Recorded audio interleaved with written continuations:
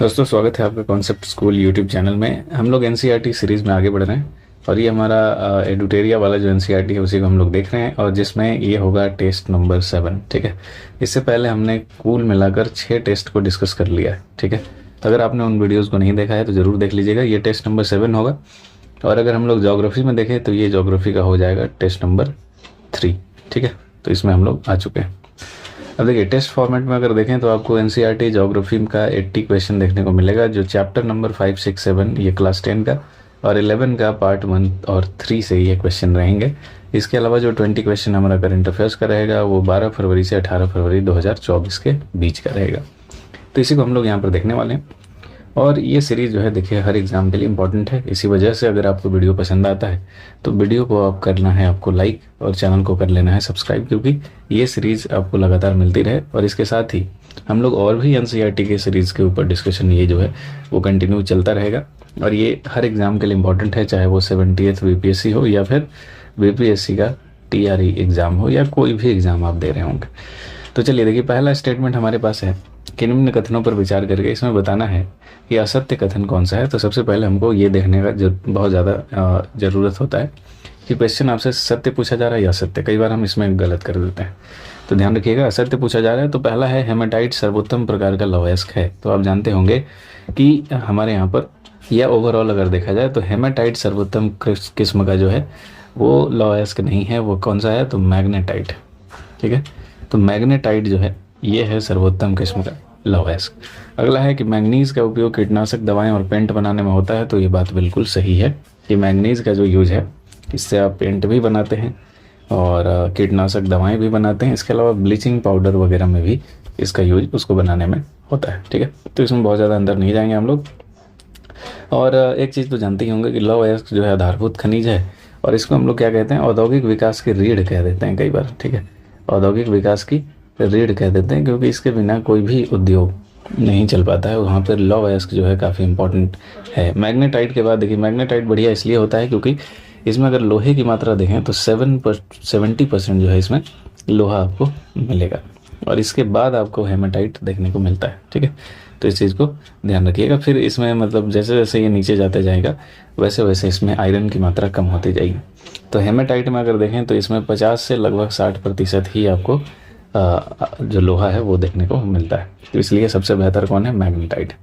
अगला है, भारत में मैंगनीज का सबसे बड़ा उत्पादक राज्य मध्य प्रदेश है। क्या ये बात सही है? तो देखिए यहाँ पे हमको सत्य पहचानना है। ठीक है। तो मैंगनीज में अभी अगर देखा जाए तो सही बात है कि अभी मध्य प्रदेश ही हो गया। ठीक है। पहले इसमें उड़ीसा हुआ करता था, तो इन दोनों में कंपटीशन चलता है। तो यहाँ पे याद रखिएगा कि उड़ीसा और मध्य प्रदेश में कंपटीशन चलता है। तो मेरी जानकारी के अनुसार अभी जो है वो मध्य प्रदेश ही मैंगनीज में आगे चल रहा है।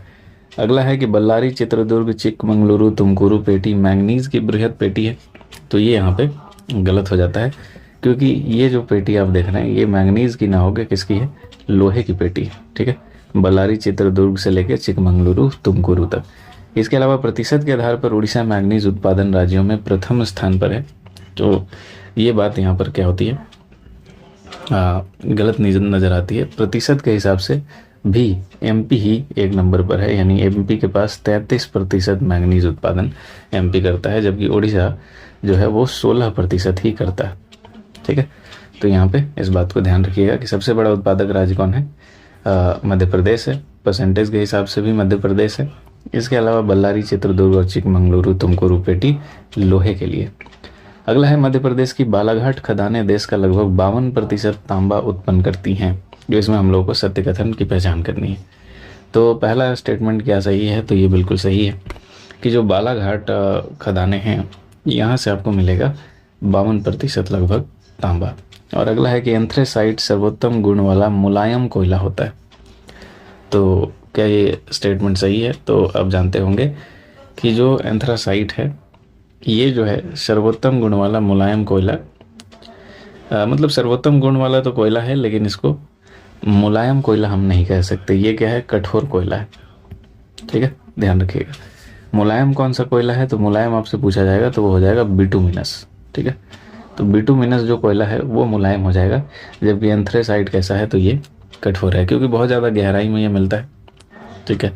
और इसके अलावा मतलब इसको साफ़ करने वगैरह में भी कठिनाई होती है, इसीलिए ज़्यादातर आप यूज भी देखेंगे कि बिटुमिनस का ही होता है। एंथ्रेसाइट का उतना ज़्यादा यूज भी नहीं हो पाता है क्योंकि काफ़ी ये कठोर कोयला होता है। ठीक है, तो पहला याद रखिएगा कि वो सही है। मध्य प्रदेश की बालाघाट खानों में आपको 52% के आसपास तांबा मिल जाता है। इसके अलावा झारखंड के सिंहभूम में भी आपको मिल जाएगा। बालाघाट के अलावा अगर बात करें तो झारखंड के सिंहभूम में मिलेगा। और खेतड़ी तो आप जानते ही हैं कि राजस्थान का खेतड़ी जो खदान है वो काफ़ी फेमस है।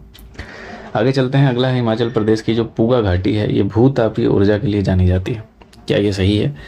तो देखिए यहाँ पे हमको पहचानना है असत्य, तो ये हो जाता है गलत, क्योंकि पूगा घाटी जो है हिमाचल प्रदेश में नहीं है। ये कहाँ पर है? ये है लद्दाख में। ठीक है, लद्दाख में है पूगा घाटी, तो ये सही हो गया अब कि भूतापीय ऊर्जा के लिए फेमस है। अगला है कि कर्नाटक राज्य में स्थित जो नागरकोइल देश में पवन ऊर्जा के प्रभावी प्रयोग के लिए जाना जाता है। तो नागरकोइल ये जो वहाँ का जिला है, वहाँ पर पवन ऊर्जा काफ़ी मात्रा में यूज होता है, तो ये भी बात हो जाता है गलत। ठीक है, क्योंकि ये जो नागरकोइल है ये कहाँ पर है, तो इस चीज़ को देखना बहुत ज़रूरी है। और उससे पहले हम लोग थोड़ा सा यहाँ पर देख लेते हैं कि हिमाचल प्रदेश में क्या कोई ऐसा क्षेत्र है जहाँ पे भूतापीय ऊर्जा के लिए फेमस है। तो देखिए वो है मणिकरण।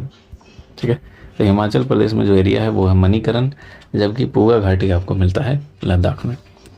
तो नागरकोइल आपको कहाँ मिलेगा? तो ये कर्नाटक में ना मिल के मिलेगा ये तमिलनाडु में। इसी वजह से ये गलत हो जाता है स्टेटमेंट। ठीक है, तो ये तमिलनाडु का नागरकोइल एक स्थान है जहाँ पर पवन ऊर्जा का काफ़ी ज़्यादा रोल जो है वो दिखाई देता है। उसी तरह से जैसलमेर में भी आपको दिखाई देता है।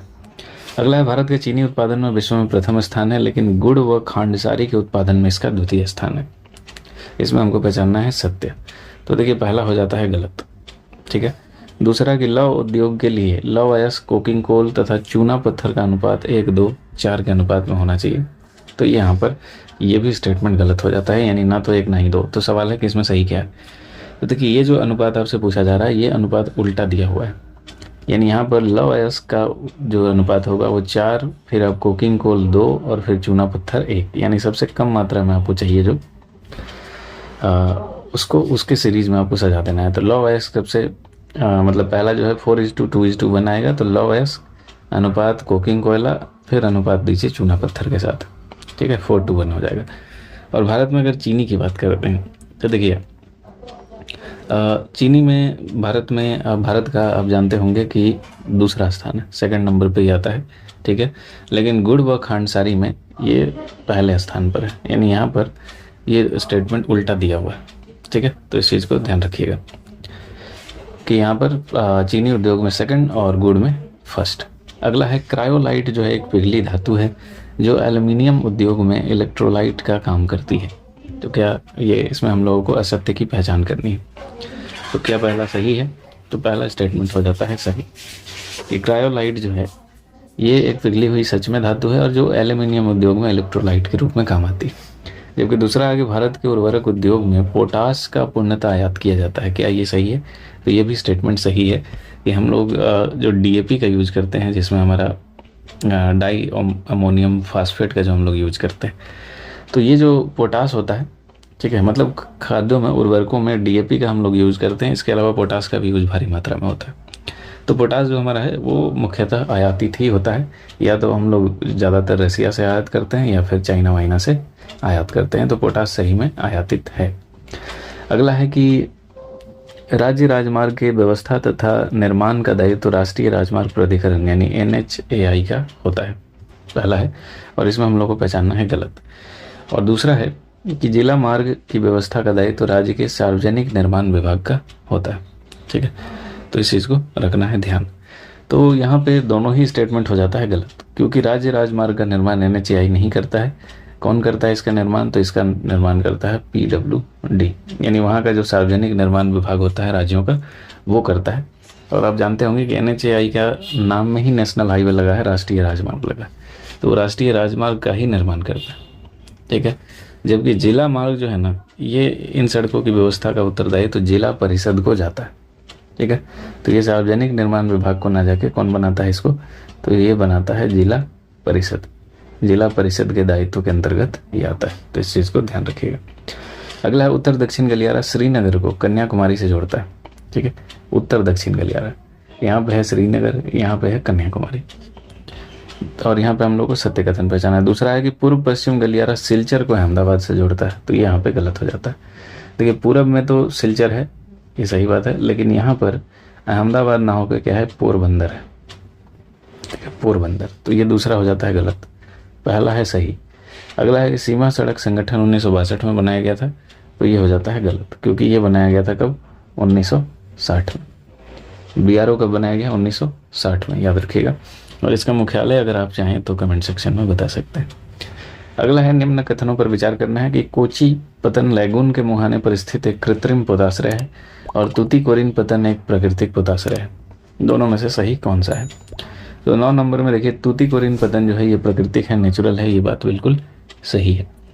जबकि पहला जो है कि कोची पतन लैगून के मुहाने पर स्थित है और एक कृत्रिम पोताश्रय है, तो ये जो स्टेटमेंट है वो गलत हो जाता है, क्योंकि कोची पतन लैगून के मुहाने पर है, ये बात सही है, लेकिन ये कृत्रिम ना होकर कैसा है, ये भी प्राकृतिक है, ये भी नेचुरल है। ठीक है, तो यहाँ पर अगर आप प्राकृतिक कर लेते हैं तो ये स्टेटमेंट भी सही हो जाएगा, तो ध्यान रखिएगा।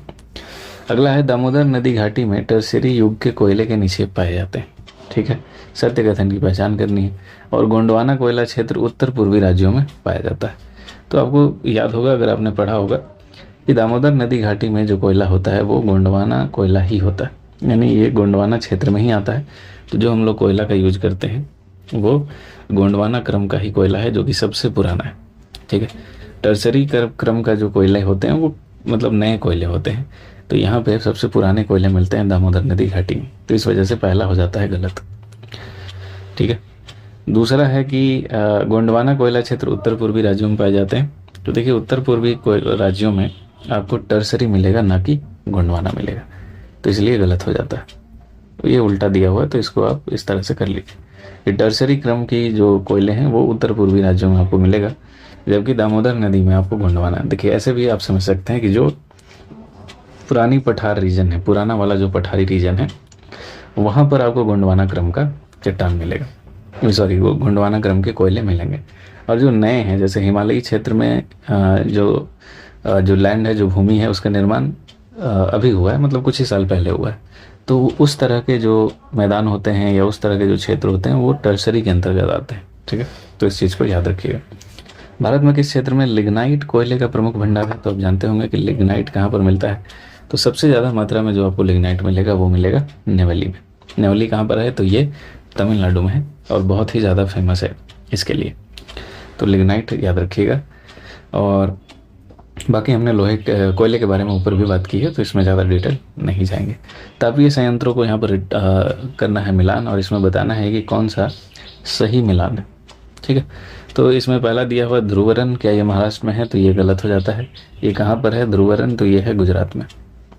ठीक है, अगला है कि उरन, क्या गुजरात में है? तो ये गलत है, ये है महाराष्ट्र में, तो MH कर लेते हैं इसको। हरदुआगंज क्या उत्तर प्रदेश में है? तो ये बिल्कुल सही है, हरदुआगंज है उत्तर प्रदेश में। तो यहाँ पे उल्टा दिया हुआ था कि उरन जो है आपका महाराष्ट्र हो जाता है, ध्रुवरन जो है ये गुजरात में हो जाता है। अगला यहाँ पे गलत मिलान चुनना है आपको। तो इसमें है कि भंडारा, ये मैंगनीज के लिए है, क्या ये सही है?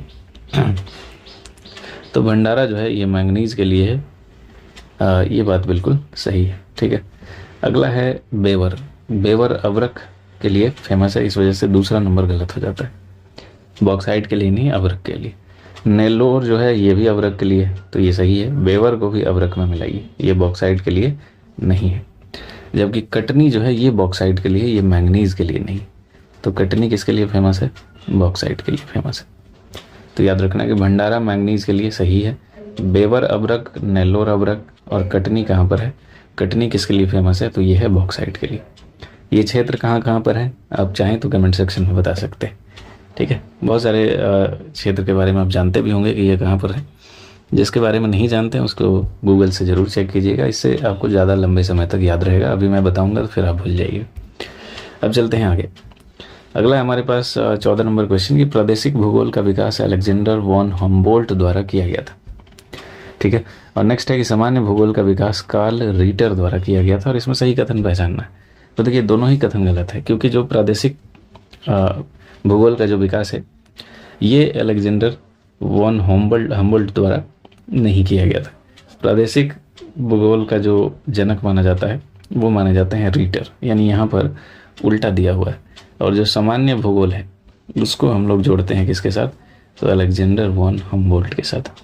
तो दोनों ही कथन यहाँ पे उल्टा दिया हुआ है। जब आपसे प्रादेशिक भूगोल पूछे तो आप बात करिएगा रीटर की, और जब आपसे सामान्य भूगोल पूछे तब आप बात करिएगा हम्बोल्ट की। ठीक है, हम्बोल्ट। तो दोनों उल्टा दिया हुआ है एक दूसरे का। अगला है, एक भूकंप का छाया क्षेत्र दूसरे भूकंप के छाया क्षेत्र से सर्वथा भिन्न होता है। इसमें सत्य कथन की पहचान करनी है। और दूसरा है कि भूकंप लेखी अधिकेंद्र से 145 डिग्री से परे केवल एस तरंगों के पहुंचने को ही दर्ज करते हैं। ठीक है, तो यहाँ पे तो आप समझ गए होंगे कि एस तरंग जो है भूकंप लेखी जो होता है ना, अधिकेंद्र से 145 डिग्री से परे, यहाँ पर केवल पी तरंगे को ही दर्ज किया जाता है, एस तरंगों को नहीं किया जाता है। क्यों नहीं किया जाता है? क्योंकि इस तरंगे जो हैं यहाँ पर नहीं पहुँच पाती है, यानी 105 डिग्री से लेके 145 डिग्री के बीच में ये विक्षेपित हो जाती। ठीक है, तो यहाँ पे याद रखिएगा, पी तरंगों के पहुँचने को ही दर्ज करते हैं। दूसरा हो जाता है गलत, और पहला है हमारा सही कि एक भूकंप का छाया क्षेत्र जो होता है दूसरे भूकंप के छाया क्षेत्र से हमेशा भिन्न होता है। ठीक है, नेक्स्ट चलते हैं आगे। अगला है कि पी तरंगों का छाया क्षेत्र एस तरंगों के छाया क्षेत्र से अधिक विस्तृत है। ठीक है, इसमें हम लोगों को गलत पहचानना है। तो देखिए, पहला हो जाएगा गलत कि पी तरंगों का जो छाया क्षेत्र है ना, वो एस तरंगों के छाया क्षेत्र से अधिक नहीं है, एस तरंग का छाया क्षेत्र ज़्यादा होता है। ठीक है, और इसके अलावा अधिकेंद्र से 105 डिग्री के परे पूरे क्षेत्र में पी तरंगें नहीं पहुंचती हैं, तो ये हो जाता है गलत। ठीक है, 105 डिग्री के परे पूरे क्षेत्र में एस तरंगे जो है वो नहीं पहुंच पाएगी। ठीक है, एस तरंगे यहाँ पर अगर होता तो सही हो जाता, पी तरंगे पहुंच जाती है, एस तरंगे नहीं पहुंच पाती। और एस तरंगों का जो छाया क्षेत्र है वो पी तरंगों से ज़्यादा है। और अगर आप भूकंप अधिकेंद्र की बात करें तो 105 से 145 डिग्री तक पी तरंगों का छाया क्षेत्र जो है एक पट्टी के रूप में पृथ्वी के चारों तरफ प्रतीत होता है। यानी अगर इस तरह से इसको आप बनाएंगे, ये मान लीजिए पृथ्वी है और इसके अंदर एक और हम लोग कोर बना देते हैं इसका, तो जब ये तरंगे निकलती हैं तो इस तरंगे क्या है कि आप जानते होंगे कि ये लिक्विड के अंदर ट्रैवल नहीं कर सकती, तो इस वजह से ये विक्षेपित हो जाती हैं, अंदर नहीं जा पाती हैं कोर के अंदर। तो ये 105 डिग्री से लेके 145 डिग्री के बीच का यहाँ पर छाया क्षेत्र, ये एरिया जो है इस तरंगों के लिए छाया क्षेत्र माना जाता है। ठीक है, जबकि पी तरंगे इसमें से पार होके इस तरफ आ सकती हैं। तो आप ऐसे भी समझ सकते हैं कि इस तरंगों का छाया क्षेत्र ज़्यादा है, पी तरंगों का छाया क्षेत्र कम है। और जो एल तरंगे हैं वो धरातलीय हैं, यानी ऊपर ऊपर ही चलती हैं, उनको नीचे से कोई लेना देना नहीं। आगे बढ़ते हैं। सिल्ड ज्वालामुखी मुख्यतः ग्रेनाइट से निर्मित होता है, क्या ये सही है? और इसमें हम लोग को गलत कथन पहचानना है। तो पहला बिल्कुल हो जाता है सही कि सिल्ड ज्वालामुखी जो होता है वो आपका ग्रेनाइट से ही बना होता है। अगला है कि सिल्ड ज्वालामुखी का ढाल काफ़ी तीव्र होता है, तो क्या ये सही है? तो देखिए, सिल्ड जो ज्वालामुखी है इसका ढाल तीव्र नहीं होता। ठीक है, तीव्र नहीं होता है, यानी दूसरा नंबर हो जाता है गलत। तीसरा है कि हवाई द्वीप के ज्वालामुखी सिल्ड ज्वालामुखी के सबसे अच्छे उदाहरण है, तो ये बात सही है कि हवाई द्वीप के जो ज्वालामुखी हैं ये सिल्ड ज्वालामुखी के उदाहरण होते हैं। तो सिल्ड जो ज्वालामुखी हैं ये ग्रेनाइट या फिर बेसाल्ट के ज़्यादा मात्रा में बने होते हैं।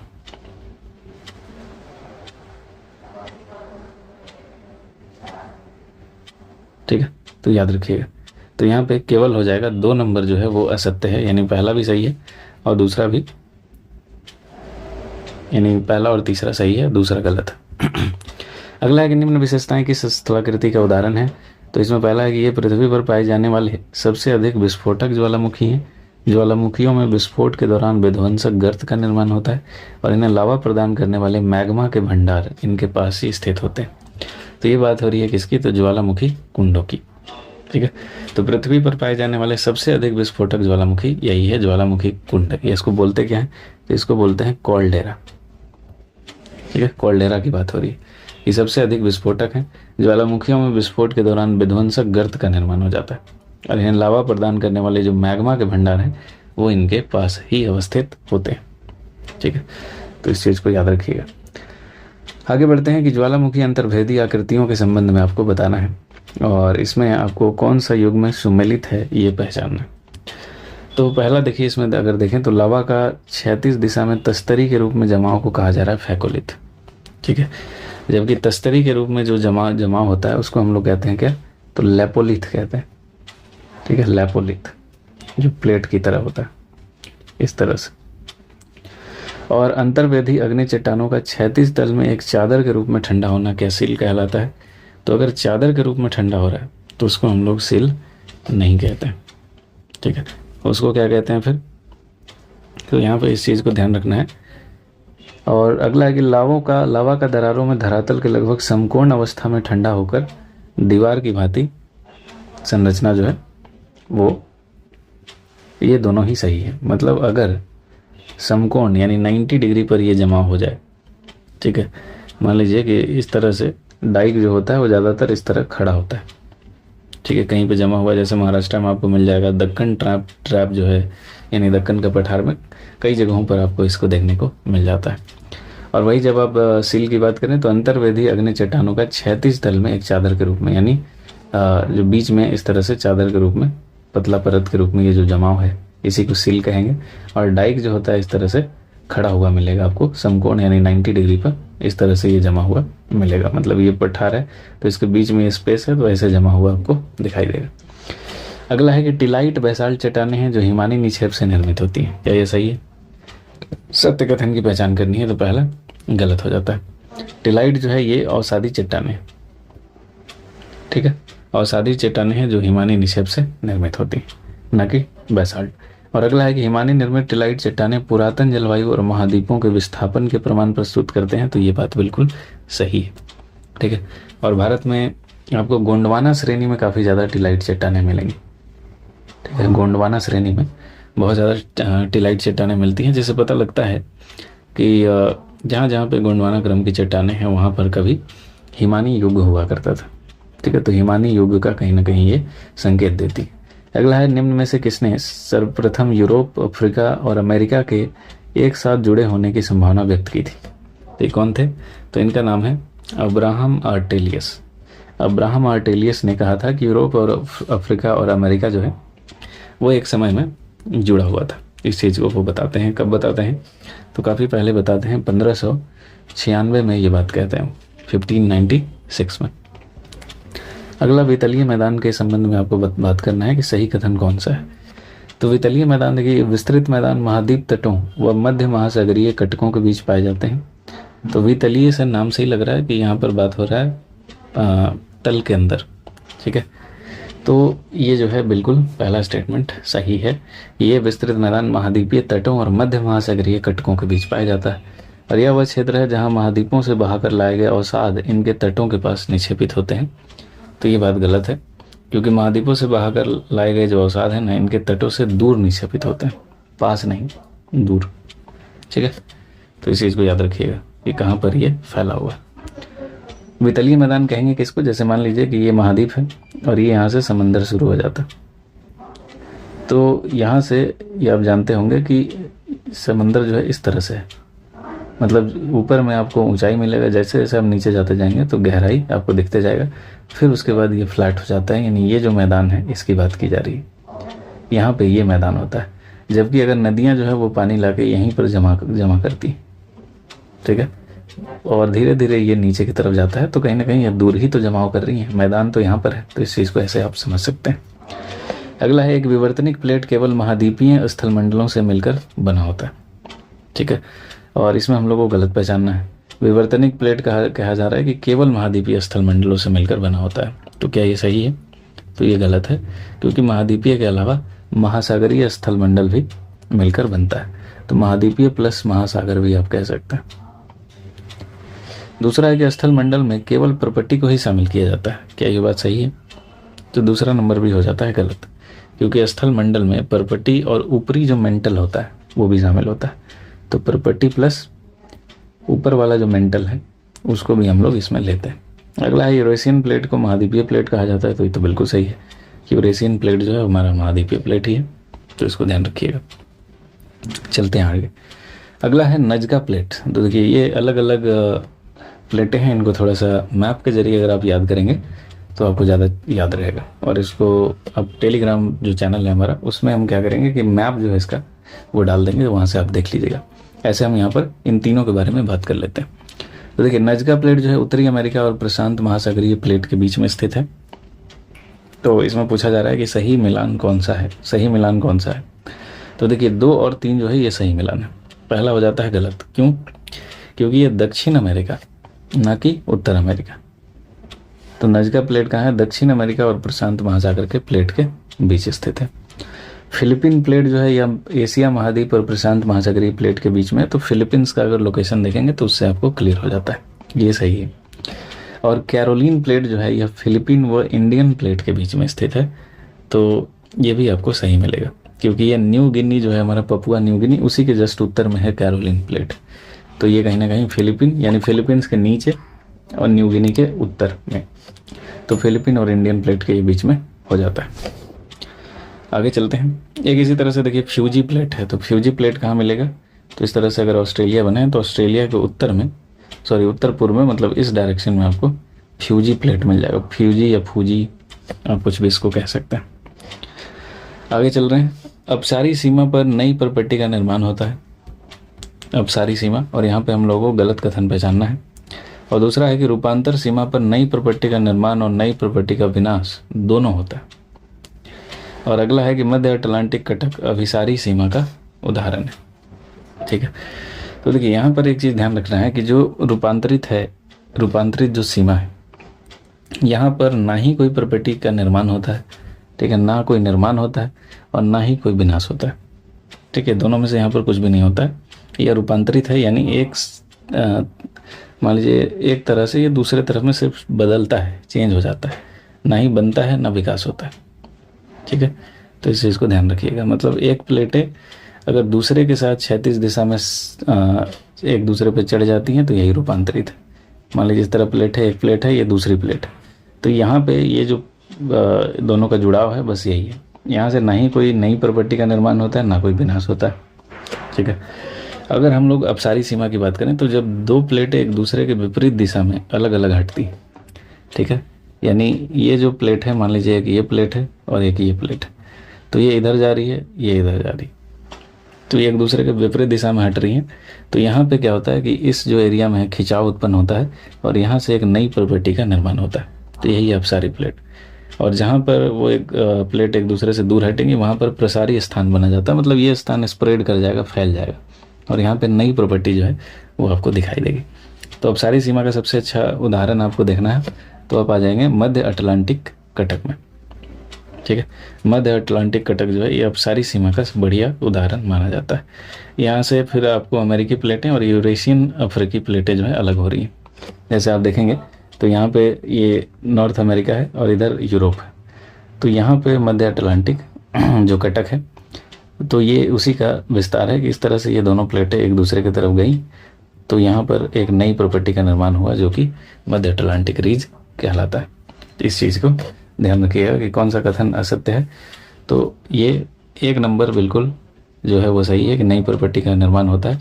और जो मध्य अटलांटिक कटक है ये अभिसारी ना होकर अपसारी सीमा है। ठीक है, तो 3 नंबर भी यहाँ पे गलत हो जा रहा था। तो देखिए अब आप समझ गए होंगे कि अपसारी में अगर प्लेटें विपरीत दिशा में जा रही हैं तो अभिसारी में क्या होगा, दोनों एक दूसरे की तरफ आएंगे। तो एक दूसरे की तरफ में आएंगे तो यहाँ टकराहट होगा, टकराव के बाद क्या होगा, यहाँ पर भी एक मतलब नई प्रॉपर्टी का तो निर्माण नहीं होगा लेकिन एक दोनों का जो मिक्सचर है वो आपको दिखाई देगा क्योंकि दोनों ही प्लेटें यहाँ पर टकरा रही हैं। अगला है अपक्षय एक स्वस्थानीय प्रक्रिया है। अपक्षय को स्वस्थानीय माना जा रहा है और जल योजन भौतिक अपक्षय प्रक्रिया के उदाहरण है। जल योजन जो है ये भौतिक अपक्षय प्रक्रिया का उदाहरण माना जा रहा है और सत्य कथन आपसे पूछा जा रहा है। तो देखिए अपक्षय में क्या होता है कि पदार्थों का बहुत थोड़ा और नगण्य संचलन होता है और यह एक स्वस्थानीय या मतलब अपक्षय जो है इस तरह से मान लीजिए भूमि है और यहाँ से नदी जो है ऐसे गिर रही है। ठीक है, तो यहाँ से हल्का हल्का जो मिट्टी का आप कहेंगे कि कटाव है वो हो जाता है, अपक्षय कहते हैं। ठीक है, और जो अपर्दन है इसमें क्या होगा कि जैसे ये कोई मान लीजिए कि पठार है वो धीरे धीरे छोटा हो गया, आधा हो गया, सीधा ये साइज का हो गया और ऊपर वाला पार्ट जो है ये उड़ उड़ के कहीं और चला गया और ये लंबी दूरी तय करता है, या हवा के माध्यम से हो या पानी के माध्यम से हो, तो ये हमारा अपर्दन हो जाता है। तो अपर्दन जो है वो हमारा क्या होता है, इन सीटू ना होकर एक्स सीटू होता है, जबकि अपक्षय जो हमारा क्या होता है, स्वस्थानीय होता है। यानी ये मिट्टी हल्की ही कटेगी, बहुत ज़्यादा नहीं कटेगी, और कटेगी भी तो इसी एरिया में रह जाएगी, बहुत दूर तक नहीं जाएगी। लेकिन यहाँ पर क्या होगा कि ये बहुत दूर तक कट के चला जाएगा हवा से या पानी से, तो वो अपर्दन में आ जाता है, जबकि अपक्षय में ये स्वस्थानीय हो जाता है। ठीक है, तो आगे अगर बात करें कि जलयोजन भौतिक अपक्षय प्रक्रिया का उदाहरण है, तो ये बात जो है बिल्कुल सही नज़र आता है, सॉरी ये बात जो है बिल्कुल गलत नज़र आता है, क्योंकि जलयोजन जो है ये भौतिक अपक्षय प्रक्रिया का उदाहरण नहीं है। अभी हमने बताया कि इसमें पानी से ये क्या होगा, कट के दूसरे जगह जाएगा, तो ये क्या हो जाएगा, अपर्दन, अपर्दन का ये परिणाम नज़र आएगा। ठीक है, अपर्दन प्रक्रिया का उदाहरण नज़र आएगा। आगे चलते हैं। अगला है, निम्न में से किस हिमनद स्थल रूप का विकास हिमनद दरारों में भारी चट्टानी मलबे के भरने और उसके बर्फ के नीचे रहने से होता है? तो याद रखिएगा, इस तरह का जो बनता है वो ड्रमलीन बनता है। हिमनद स्थल रूप का विकास है हिमनद दरारों में भारी चट्टानी मलबे भरने और उसके बर्फ के नीचे रहने से होता है, तो ड्रमलीन हो गया। बाकी इन सब के बारे में एक बार आप चाहें तो ज़रूर इसका फ़ोटो देख लीजिएगा कि ये किस तरह से जमता है। हॉर्न, एस्कर और हिमानी घौत मैदान, इनके बारे में ज़रूर आप देखिएगा। आगे बढ़ते हैं। अधिकतर सर्क जो होते हैं ये हिमनद घाटियों के शीर्ष पर पाए जाते हैं। इसको समझने के लिए आपको फ़ोटो देखना काफ़ी ज़रूरी हो जाता है, तब आप समझते हैं। लेकिन ये चीज़ याद रखिएगा कि सर्क मिलता कहाँ है। तो सत्य कथन पहचानना है तो सर्क जो है ये सही है कि हिमनद घाटियों में ही आपको मिलेगा। और सर्क कह रहा है कि गहरे, लंबे व चौड़े गर्त हैं जिनकी दीवार मंद ढाल वाली, सीधी या अवतल होती है। तो ये बात गलत हो जाता है, क्योंकि ये गहरे, लंबे और चौड़े गर्त हैं जिनकी ढाल जो है ये मंद ना होकर तीव्र होती है। ठीक है, तीव्र ढाल वाले होते हैं और यहाँ पे मतलब फिसलन टाइप का पाया जाता है। तो इसको सर्क झील, यहाँ पे झीलें भी बनती हैं और सर्क झील या फिर टॉन झील कहते हैं। ठीक है, तो सर्क जो होता है तीव्र ढाल वाला होता है, इस तरह आप मान सकते हैं कि तीव्र ढाल इसका है। अगला है काष्ठ। तो स्थलाकृतियों का निर्माण हिमनद के द्वारा होता है। क्या ये सही है? यहाँ पे गलत कथन का पहचान करना है। तो पहला हो जाता है गलत कि काष्ठ जो स्थलाकृति है वो हिमनद के द्वारा निर्मित नहीं होता है। और दूसरा है कि एस्कर, ड्रमलिन और हॉर्न हिमनद द्वारा निक्षेपित स्थल के प्रारूप हैं। तो ये भी स्टेटमेंट जो है वो हो जाता है गलत, यानी 1 और 2 दोनों गलत है। तब सवाल है कि काष्ठ फिर बनता कैसे है? तो देखिए, काष्ठ को देखने से पहले सबसे पहले हम लोग नीचे वाला देख लेते हैं। तो अभी हमने देखा था कि जो सर्क हैं, यानी जो यहाँ पे हॉर्न की बात हो रही है, जो ड्रमलिन है और एस्कर है, ये इसका निर्माण कहाँ पर होता है? तो इसका निर्माण मतलब एस्कर और ड्रमलिन ये तो आपको मिल जाएगा हिमानी वाले क्षेत्र में, एस्कर और ड्रमलिन। जबकि सर्क का आप निर्माण देखेंगे तो ये समुद्री वाला एरिया में होता है। ठीक है, इसके अलावा हिमनद घाटियों में हालांकि ये पाया जाता है, तो उसमें भी आप कह सकते हैं। लेकिन यहाँ पे सर्क नहीं है, यहाँ पे हॉर्न की बात हो रही है। तो ये हॉर्न जो है ये यहाँ पर नहीं मिलेगा। हॉर्न कहाँ मिलेगा? तो अपर्दित स्थलाकृति हिमनद घाटियों में भी मिल सकता है। एक सेकंड, यहाँ पर आंसर में थोड़ा सा मिस्टेक नज़र आ रहा है। तो एस्कर, ड्रमलिन और हॉर्न जो है ये हिमनद द्वारा निक्षेपित स्थलारूप, अच्छा यहाँ पर प्रॉब्लम आ रही है। तो देखिए, ये निक्षेपित नहीं है, अपर्दित है। यानी यहाँ पर 2 चीज़ समझने का ज़रूरत है, निक्षेपित और अपर्दन। देखिए, अपर्दित क्या होता है कि एक यहाँ पर मान लीजिए कि ये कोई हिमनद है, अब इसका पिघलाव हुआ और ये आके यहाँ पर जम गया। ठीक है, तो ये यहाँ पर जो जमा, तो जमने की प्रक्रिया क्या कही? निक्षेपण कहलाई। ठीक है, निक्षेपण। और यहाँ से जो ये टूटने की, पिघलने की प्रक्रिया जो है, ये इसको आप ले सकते हैं अपर्दन। ठीक है, तो यहाँ पर ये मामला फंस रहा है कि जैसे जो निक्षेपित आ जाते हैं उसमें एस्कर और ड्रमलिन ये सब निक्षेपित में आ जाते हैं। ठीक है, इसमें एस्कर आएगा और ड्रमलिन आएगा। जो कि अपर्दित में क्या आ जाएगा? तो हॉर्न जो है या सर्क जो है वो आपको अपर्दित में दिखाई देगा। इस चीज़ को समझिएगा। और काष्ठ जो हमारा है ये चट्टाने हैं, ये ज़्यादातर आपको मिलेंगी समुद्री एरिया में। ठीक है, तो इसको याद रखिएगा कि ज़्यादातर ये भौम जल के रूप में ये आपको समुद्री एरिया में या फिर भौम जल के रूप में ये मिलता है। तो ये भी गलत हो जाता है। ये हिमनद से इसका कोई लेना देना नहीं। अगला है स्टैलेग्माइट विभिन्न मोटाइयों के लटकते हुए हिमस्तंभ हैं जैसे होते हैं, हिमस्तंभ जैसे होते हैं जो कंदराओं की छत से लगे होते हैं। और दूसरा है इसमें सत्य कथन की पहचान करनी कि स्टैलेक्टाइट कंदराओं की छत से धरातल पर टपकने वाले चूना मिश्रित जल से बनते हैं। तो ये जो है उल्टा दिया हुआ है, यानी देखिए ये मान लीजिए कि छत है और ये ज़मीन है, तो इस तरह से जो ऊपर में लटके हुए हैं इनको बोलते हैं स्टैलेक्टाइट। तो इसमें टाइट लगा हुआ, तो ये सोचिए ऐसे याद कर लीजिए कि टाइटली ये पकड़ेगा तभी तो ये लटकेगा, नहीं तो नीचे गिर जाएगा। तो ये स्टैलेक्टाइट है। और जो ज़मीन के नीचे हैं इस तरह से, यानी ज़मीन के ऊपर कह सकते हैं, नीचे नहीं, मतलब छत ना होकर नीचे, तो इसको हम लोग कहते हैं स्टैलेग्माइट। तो ये माइट है वो टाइट है, तो इस तरह से ये उल्टा यहाँ पर दिया हुआ। अगला है एवरेस्ट चोटी हॉर्न का उदाहरण है। देखिए अभी हमने हॉर्न की बात की थी, तो एवरेस्ट चोटी को कहा जा रहा है, इसमें से गलत पहचानना है कि हॉर्न का उदाहरण है। तो ये बिल्कुल सही बात है कि एवरेस्ट चोटी जो है ये हॉर्न का ही उदाहरण है, क्योंकि हमने पढ़ा था कि हॉर्न क्या होता है, एक तीव्र ढाल वाला होता है। ठीक है, हॉर्न को सर्क भी हम लोग बोल देते हैं। तो ये सही बात है कि यहाँ पे देख रहे हैं कि एवरेस्ट जो है तीव्र ढाल वाली ही है। और बहुत गहरी हिमनद गिरते हैं जिनमें समुद्री जल भर जाता है तथा जो समुद्री तटरेखा पर होती हैं उन्हें फियोर्ड कहते हैं। तो ये बात भी बिल्कुल सही हो जाता है। ठीक है, कि बहुत गहरी जो हिमनद गिरते हैं जिनमें समुद्री जल भर जाता है तथा जो समुद्री तटरेखा पर होती हैं उन्हें ही हम लोग कहते हैं फियोर्ड तट। तो ये सब फोटो देखने से ही ज़्यादा क्लियर होगा, ऐसे बताने से उतना ज़्यादा क्लियर आपको नहीं होगा। मतलब अभी आपको लगेगा कि याद है फिर भूल जाइएगी। तो इसके फ़ोटो के लिए आप लोग टेलीग्राम चैनल ज्वाइन कर लीजिएगा, वहाँ पर हम लोग देख लेंगे एक बार। अगला मोलेसिस बेसिन की बात हो रही है कि मोलेसिस बेसिन कहा जाता है, किसको कहा जाता है? तो ध्यान रखना है कि मिजोरम को यहाँ पर मोलेसिस बेसिन कहा जाता है। किसको? मिजोरम को। अगला है विश्व के महासागरीय भागों की अपेक्षा स्थलीय भागों के ऊपर वर्षा अधिक होती है और विषुवत वृत्त 35 से 40 डिग्री उत्तरी और दक्षिणी अक्षांशों के मध्य पूर्वी तटों पर बहुत अधिक वर्षा होती है। तो गलत कथन हम लोगों को यहाँ पे पहचानना है। तो गलत कथन कौन सा है? तो देखिए पहला जो है वो गलत हो जाता है। आप जानते होंगे कि विश्व के महासागरीय भागों की अपेक्षा स्थलीय भागों के ऊपर वर्षा अधिक होती है, बात गलत है। यानी ज़्यादातर वर्षा कहाँ होती है? तो वो महासागरीय रीजन में ही होती है। ठीक है, ठीक है। तो यहाँ पे वर्षा जो है वो ज़्यादा होती है, महाद्वीपीय रीजन में वर्षा कम होती है। और दूसरा स्टेटमेंट है कि विषुवत वृत्त से 35 डिग्री से 40 डिग्री उत्तरी और दक्षिणी अक्षांशों के मध्य पूर्वी तटों पर बहुत अधिक वर्षा होती है। तो ये बात बिल्कुल सही है कि पूर्वी तटों पर वर्षा ज़्यादा होती है और जैसे जैसे ये पश्चिम की तरफ जाएगा वहाँ पे क्या होता है, ये घटते चला जाता है। ठीक है, तो पूर्वी तटों पर इस रीजन में वर्षा काफ़ी ज़्यादा होती है। और अगर देखिए 40 से जब ऊपर जाइएगा 45 से 65 के आसपास, तो यहाँ पे उल्टा हो जाता है मामला। 45 से अगर 65 के बीच में जाइएगा तो ये डायरेक्शन बदल जाता है, यानी पूरब की तरफ वर्षा कम होगा, पश्चिम की तरफ ज़्यादा होगा। यानी इस तरह से चलता है।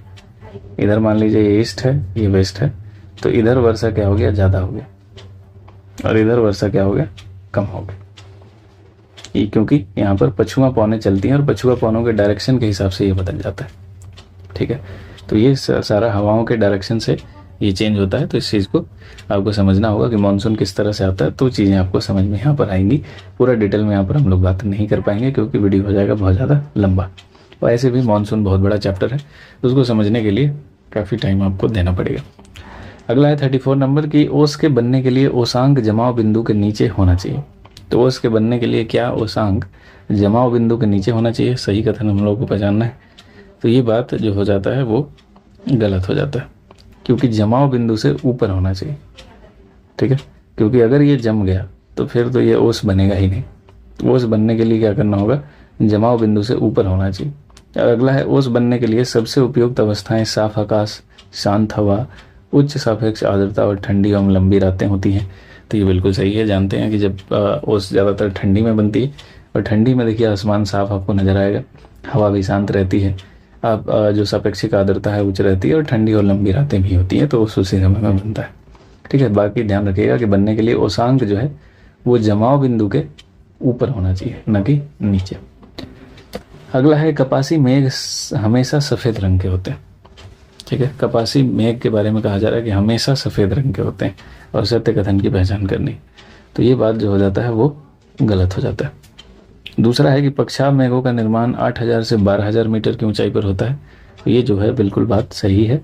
और अगला है कि वर्षा मेघ मोटे जलवाष्प की आकृति विहीन संहति होते हैं। तो ये भी सही है कि वहाँ पर जलवाष्प की मात्रा जो है वो ज़्यादा होती है। और नेक्स्ट अगर बात करें कि पक्षाव कपासी और कपासी वर्षा मेघ ऊंचे बादल के उदाहरण है, तो ये हो जाता है गलत। ठीक है, कि पक्षाव जो कपासी हैं और कपासी वर्षा मेघ है, ये ऊंचे बादल नहीं हैं। ये कौन से बादल हैं? तो ये आ जाता है मध्यम में, मध्यम या फिर निम्न में आप कह सकते हैं। ठीक है, तो इस चीज़ को याद रखिएगा। तो यहाँ पे पहला इसलिए गलत हो जाता है कि कपासी मेघ जो होता है ना, ये हमेशा ज़रूरी नहीं है कि ये सफ़ेद रंग के ही हों, इनके कलर में अंतर भी दिखाई देता है, इस वजह से ये गलत है। और बाकी आप समझ गए होंगे। नेक्स्ट आगे चलते हैं। अगला है कोपेन के वर्गीकरण के हिसाब से आपको इसमें से मिला देना है। तो देखिए कोपेन ने जो वर्गीकरण दिया है इसमें उष्णकटिबंधीय आर्द्र प्रदेशों को, आर्द्र एवं शुष्क जो प्रदेश है उसको AF से दर्शाया है। तो ये बात हो जाता है बिल्कुल सही। ठीक है, आर्द्र और शुष्क वाला एरिया को इन्होंने AF से ही दर्शाया है। अगला है भूमध्य सागरीय। तो भूमध्य सागरीय को इन्होंने दर्शाने के लिए किसका यूज किया है? कितने सम्मिलित हैं? तो केवल यहाँ पर एक ही सम्मिलित है। तो देखिए उष्णकटिबंधीय जो अर्ध शुष्क है ना, इसको AF नहीं होगा, सॉरी, यहाँ पे AW हो जाएगा। जबकि भूमध्य रेखीय के लिए CS है, ये बिल्कुल सही है। और ध्रुवीय हिम टोपी के लिए इन्होंने क्या यूज किया है? तो ध्रुवीय हिम टोपी के लिए इन्होंने EF का यूज किया है, ना कि ET। ठीक है, EF का यूज किया है। और उपोष्ण कटिबंधीय स्टेपी के लिए इन्होंने क्या यूज किया है? तो उपोष्ण कटिबंधीय स्टेपी के लिए यूज किया है BSH, ना कि BWH। ठीक है, तो BSH का यूज किया है। तो इसके लिए आपको कोपेन का वर्गीकरण को अच्छे से पढ़ना होगा, तब ये याद रह पाएगा। ऐसे इसको याद करना थोड़ा सा मुश्किल हो जाता है। आगे चलते हैं। निम्न विशेषता किस प्रकार के जलवायु की है? जिसमें आर्द्र ऋतु छोटी और शुष्क ऋतु भीषण व लंबी होती है, तापमान वर्ष भर ऊंचा रहता है और पर्णपाती वन पेड़ों से ढकी घास भूमियाँ पाई जाती हैं।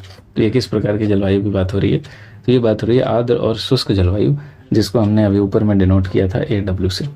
ठीक है, तो आर्द्र ऋतु छोटी हो रही है, शुष्क ऋतु भीषण व लंबी हो रही है, तापमान ऊंचा रह रहा है और ये पर्णपाती वन और पेड़ों से ढकी घास भूमियाँ, तो अर्ध शुष्क क्षेत्र की बात हो रही है। अगला है प्लेट्यू स्टेशन पर किस प्रकार की जलवायु पाई जाएगी?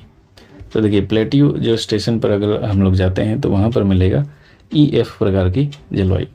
ठीक है, तो हिम टॉप इसको बोलते हैं, प्लेट्यू स्टेशन को क्या बोलते हैं? Him top. ठीक है, तो ये ध्रुवीय रीजन में ग्रीनलैंड या फिर अंटार्कटिका वाले क्षेत्र में आपको मिल जाएंगे। तो वहाँ पर ये जो जलवायु है EF प्रकार की जलवायु पाई जाती है। अगला आपको बता देना है गलत कौन सा है। मध्य मंडल में परावैंगनी किरणें ऑक्सीजन को ओजोन में बदल देती हैं, क्या ये सही है? ठीक है, तो यहाँ पे गलत कथन में केवल एक आ जाएगा, केवल एक जो है ये गलत है। तो वन और महासागर कार्बन डाइऑक्साइड के कुंड होते हैं, क्या ये सही है? ये वन और जो महासागर हैं ये कार्बन डाइऑक्साइड के कुंड होते हैं। तो ये बात बिल्कुल सही है, क्योंकि सबसे ज़्यादा जो इसको ऑब्जर्व करते हैं, जो सोखते हैं, अवशोषित करते हैं, वो कौन है? वन और महासागर ही हैं, जो CO2 को अवशोषित करते हैं। तो कहीं ना कहीं ये कुंड होते हैं, ये बात सही है। दूसरा है कि क्योटो प्रोटोकॉल का संबंध ग्रीन हाउस गैसों के उत्सर्जन को कम करने से। तो आप जानते होंगे कि जो क्योटो प्रोटोकॉल है ये ग्रीन हाउस गैसों के उत्सर्जन के लिए ही बनाया गया था और ये आया था 1997 में, लेकिन लागू हुआ था 2005 से। ठीक है, 2005 से ये लागू हुआ, 97 में ही इसको लाया गया था। पहला हो जाता है गलत, क्योंकि मध्य मंडल में अगर आप जाएंगे तो वहाँ पे जो परावैंगनी किरणें हैं वो यहाँ पे कहा जा रहा है कि ऑक्सीजन को ओजोन में बदलती हैं। तो ये बात हो जाता है गलत। ठीक है, क्योंकि ओजोन जो है समताप मंडल में, आप जानते हैं मध्य मंडल में नहीं है, ये कहाँ पर है? समताप मंडल में।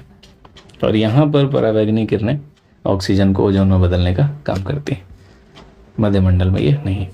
अगला है आइसलैंड मध्य अटलांटिक कटक का एक भाग है, क्या ये सही है कि आइसलैंड मध्य अटलांटिक कटक का भाग है? तो ये बिल्कुल सही है, क्योंकि आइसलैंड की स्थिति देखेंगे तो ये अटलांटिक महासागर के अंतर्गत ही आपको नजर आएगा और ये मध्य अटलांटिक रीज का ही एक भाग है, ये बात सही है। यहाँ पे हम लोग पहचानना है असत्य। अगला है एम्पेरर समुद्री टीला हिंद महासागर के समुद्री टीला का उदाहरण है। तो क्या ये सही है? तो ये हो जाता है गलत, क्योंकि एम्पेरर आपको जो समुद्री टीला है ये कहाँ मिलेगा? तो ये प्रशांत में मिलेगा, ना कि हिंद में। तो इसको ध्यान रखिएगा कि इस तरह का जो क्वेश्चन होता है इसको आप गूगल सर्च करें और वहाँ पर मैप के माध्यम से ज़रूर देखें। ठीक है, गूगल मैप में आप ज़रूर देखिएगा, गूगल में जाकर। अगला है महासागरीय जल के तापमान वितरण को प्रभावित करता है। महासागरीय जल के तापमान वितरण को कौन प्रभावित करेगा? तो देखिए यहाँ पर पहला नंबर अक्षांश तो प्रभावित करता ही करता है, क्योंकि अक्षांशों के हिसाब से टेम्परेचर हम लोग देखते हैं, ये भी आपको पता होगा। इसके अलावा अगर बात करें कि और क्या प्रभावित करेगा, तो देखिए स्थल एवं जल का असमान वितरण भी करेगा, क्योंकि स्थलीय भाग जल्दी और ज़्यादा गर्म हो जाता है, जबकि जलीय भाग देर से गर्म होता है। तो इसका भी कहीं ना कहीं तापमान पर प्रभाव तो पड़ता ही है। इसके अलावा महासागरीय जलधाराएं भी उस एरिया के तापमान को प्रभावित करती हैं। ज्वार भाटा का तापमान से कोई लेना देना नहीं है, देशांतर का भी जो तापमान से कोई लेना देना नहीं है। अगला आ जाते हैं निम्न कथनों पर विचार करके इसमें से गलत कथन आपको बताना है। महासागरों की सतह के जल का औसत तापमान लगभग 37 डिग्री सेंटीग्रेड होता है। क्या ये सही है? तो ये हो जाता है गलत।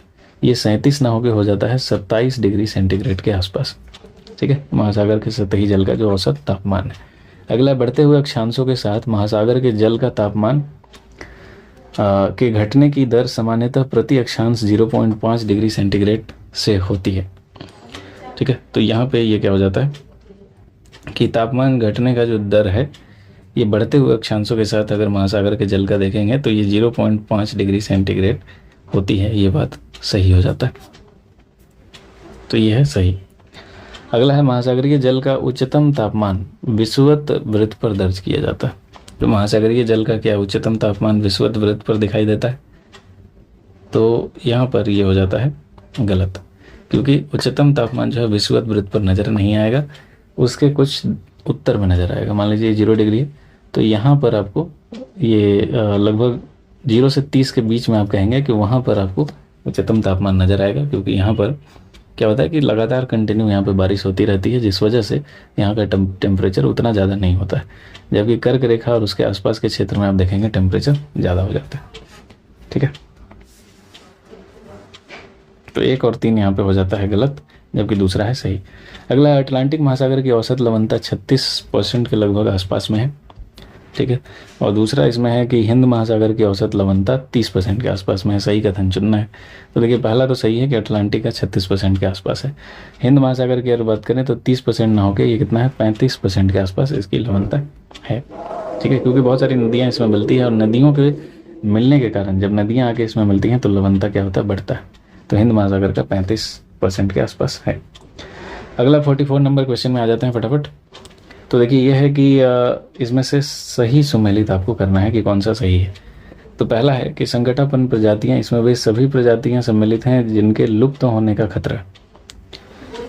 तो संकटापन में लुप्त होने का खतरा वाली ही प्रजातियों को शामिल किया जाता है। तो ये बात हो जाता है सही। ठीक है, और ये IUCN आप जानते हैं कि ये रेड लिस्ट में इनको सूचित करता है। अगला है सुभेद्य प्रजातियों के बारे में। तो सुभेद्य में इन प्रजातियों की संख्या बहुत कम है और वे प्रजातियां कुछ ही स्थानों पर सीमित हैं और बड़े क्षेत्र में विरल रूप में बिखरी हुई हैं। क्या ये बात सही है? तो देखिए ऐसे सुभेद्य में ऐसी प्रजातियां आती हैं जो संरक्षित नहीं है, मतलब अगर उनको संरक्षित नहीं किया गया तो उनके विलुप्त होने में सहयोगी कारक अगर जारी होते हैं तो हो सकता है कि निकट भविष्य में ये गायब हो जाएं, विलुप्त हो जाएं। और इनकी संख्या अत्यधिक कम होने के कारण इनका जीवित रहना जो है सुनिश्चित नहीं है। तो इनकी संख्या जो है वो काफ़ी कम होती है। ठीक है, यहाँ पे लिखा हुआ है कि संख्या बहुत कम होती है और ये प्रजातियाँ कुछ ही स्थानों पर पाई जाती हैं और विरल रूप में बिखरी होती हैं। तो ये बात बिल्कुल सही नज़र आ जाता है। तो दूसरा स्टेटमेंट भी सही हो जाता है। और अगला है दुर्लभ प्रजातियाँ। तो दुर्लभ प्रजातियाँ में इन प्रजातियों की संख्या काफ़ी कम है, पहला बात। और दूसरा बात, ये प्रजातियाँ कुछ ही स्थानों पर सीमित हैं या बड़े क्षेत्र में विरल रूप में बिखरी हुई हैं।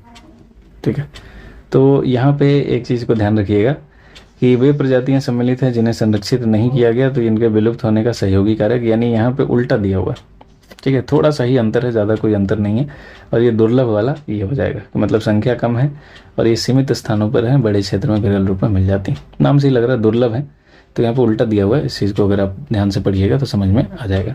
ठीक है, ये दोनों एक दूसरे के उल्टा दिया हुआ। अगला, IUCN की रेड लिस्ट के अनुसार रेड पांडा को दुर्लभ प्रजाति के अंतर्गत शामिल किया गया है। क्या यह बात सही है? तो यहाँ पे असत्य कथन की पहचान करनी है, तो पहला हो जाता है गलत। ठीक है, क्योंकि रेड पांडा को संकटापन्न प्रजाति के लिस्ट में शामिल हुआ है। ये क्या है? संकटापन्न। और दूसरा है कि IUCN का पूर्ण विस्तार international union for the conservation of nature है, तो ये यहाँ पर हो जाता है गलत, क्योंकि इसका international union for the conservation of nature and natural resources, इस तरह से इसका फुल फॉर्म है। तो दोनों ही यहाँ पे गलत हो जाता है। अगला है धारा के संबंध में, देख लीजिएगा। तो इसमें सही सुमेलित कौन सा है? तो सही सुमेलित अगर आप देखेंगे तो अगुलहास को शीत कहा जा रहा है, तो क्या अगुलहास शीत है? तो ये हो जाता है गलत। यानी यहाँ पर कनारी धारा आप देखेंगे तो ये शीत है, ये सही है। और क्यूरेसियो को गर्म कहा जा रहा है, तो ये सही है। कैलिफोर्निया गर्म कहा जा रहा है, तो ये ठंडी है। फॉकलैंड को गर्म कहा जा रहा है, ये भी ठंडी है। और अगुलहास को शीत कहा जा रहा है, तो ये भी गर्म है। मतलब ये उल्टा है। सही सुमेलित में 4 और 5 जो है वो सही सुमेलित है। आगे बढ़ते हैं। यहाँ पर गलत मिलान आपको चुनना है। इसमें पहला है कि अर्ध दैनिक ज्वार, इसमें प्रतिदिन केवल उच्च एवं निम्न ज्वार होता है। क्या ये सही है? तो देखिए, अर्ध दैनिक ज्वार जो है इसके अंतर्गत प्रत्येक दिन जो है 2 उच्च और 2 निम्न ज्वार आता है। और 2 लगातार उच्च एवं निम्न ज्वार लगभग समान ऊंचाई की होती है। तो यहाँ पे केवल 1 कह रहा है, लेकिन यहाँ पे क्या होगा? 2 होगा। ठीक है। और दैनिक ज्वार जो है इसके अंतर्गत प्रत्येक दिन 2 उच्च और 2 निम्न ज्वार आते हैं, तो ये उल्टा दिया हुआ है। ठीक है, यानी इसको आप इससे मिला दीजिए, इससे ये, तो दैनिक वाला में 1 ही आएगा। और मिश्रित वाला जो होता है इसके अंतर्गत ज्वार भाटा की ऊंचाई में भिन्नता होती है, तो ये बात सही है। ठीक है, तो गलत क्या हो जाएगा? 1 और 2 गलत है, तीसरा हो जाता है सही। अगला है कक्ष के रन के दुर्गा दुआनी में ज्वारों का इस्तेमाल कर विद्युत संयंत्र लगाया जा रहा है, 48। और अगला है इसमें कि ज्वार भाटा तलछटों के डिसिल्टेशन में मदद करते हैं, तो इसमें सत्य कथन का पहचान करना है। तो सत्य जो है केवल दूसरा है कि ज्वार भाटा तलछटों के जो डिसिल्टेशन है इसमें काफ़ी मदद करते हैं। और अगर बात करें कि कक्ष के रन के दुर्गा दुआनी, तो ये दुर्गा दुआनी जो क्षेत्र है ये कहाँ पर है, ये जानना बहुत ज़रूरी हो जाता है। तो ये है वेस्ट बंगाल के सुंदरबन में, ना कि कक्ष के रन में। तो ये कहाँ पर है? सुंदरबन। और यहाँ पर ज्वारों का इस्तेमाल करके विद्युत संयंत्र लगाया जा रहा है। अब सवाल है कि ये जो डिसिल्टेशन है ये इसको क्या कहते हैं? डिसिल्टेशन क्या है?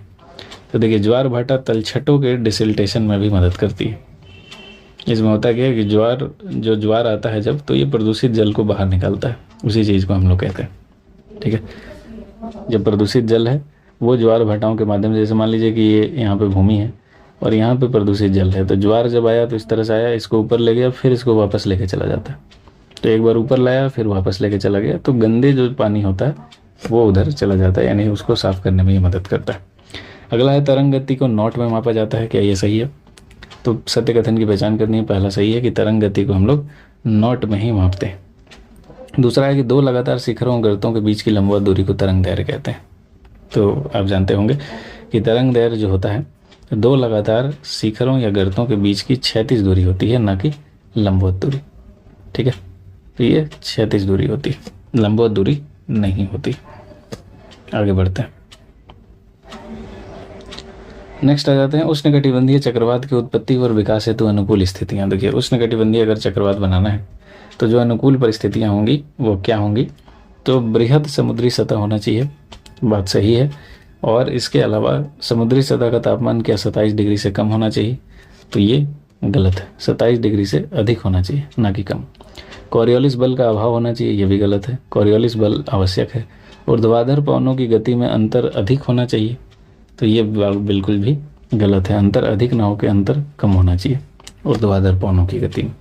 और समुद्री तल तंत्र पर ऊपरी अपसरण होना चाहिए, तो ये बात सही है कि समुद्री जो तल है उसमें ऊपर की तरफ अपसरण होना चाहिए, तभी जाके चक्रवात जो है वो बनते हैं। तो ये कुछ चक्रवात की स्थितियाँ हैं, इसके बारे में मतलब इसका भी एक कॉन्सेप्ट है जो आप अगर पढ़ेंगे तो समझ में आएगा। अगला है घोल रंध्र व डोलाइन कंदराओं की छत के गिरने से या पदार्थों के स्खलन द्वारा आपस में मिल जाते हैं, जैसे लेपिस का निर्माण होता है। ठीक है, और इसमें सही कथन पहचानना है। दूसरा है कि चूना पत्थर चट्टानों के तल पर घुलन क्रिया द्वारा छोटे व मध्यम आकार के छोटे घोल गर्तों का निर्माण करते हैं, जिनके विलय पर इन्हें विलयन रंध्र कहते हैं। तो दूसरा नंबर हो जाता है सही, पहला है गलत। कैसे है? तो देखिए, जो घोल रंध्र है और डोलाइन है, तो ये कंदराओं की छत के गिरने से या पदार्थों के स्खलन द्वारा आपस में मिल जाते हैं, ये बात सही है। लेकिन इससे लेपिस का निर्माण नहीं होता है, इससे घाटी रंध्र या फिर युवाला का निर्माण होता है। ठीक है, तो आप कहेंगे कि इससे क्या बनता है? घाटी रंध्र या फिर युवाला, लेपिस नहीं बनता। और चूना पत्थर वाला में बात सही है कि इसमें विलयन रंध्र बनेगा। ठीक है, आगे बढ़ते हैं। अगला है स्कूल भुवन, एक वेब पोर्टल है जिसका संबंध स्कूलों के भवन के निर्माण से। ठीक, तो पहला स्टेटमेंट जो है यहाँ पे सत्य कथन की पहचान करनी है। और अगला इसमें पहले देख लेते हैं एक बार, फिर इस पर बात करते हैं।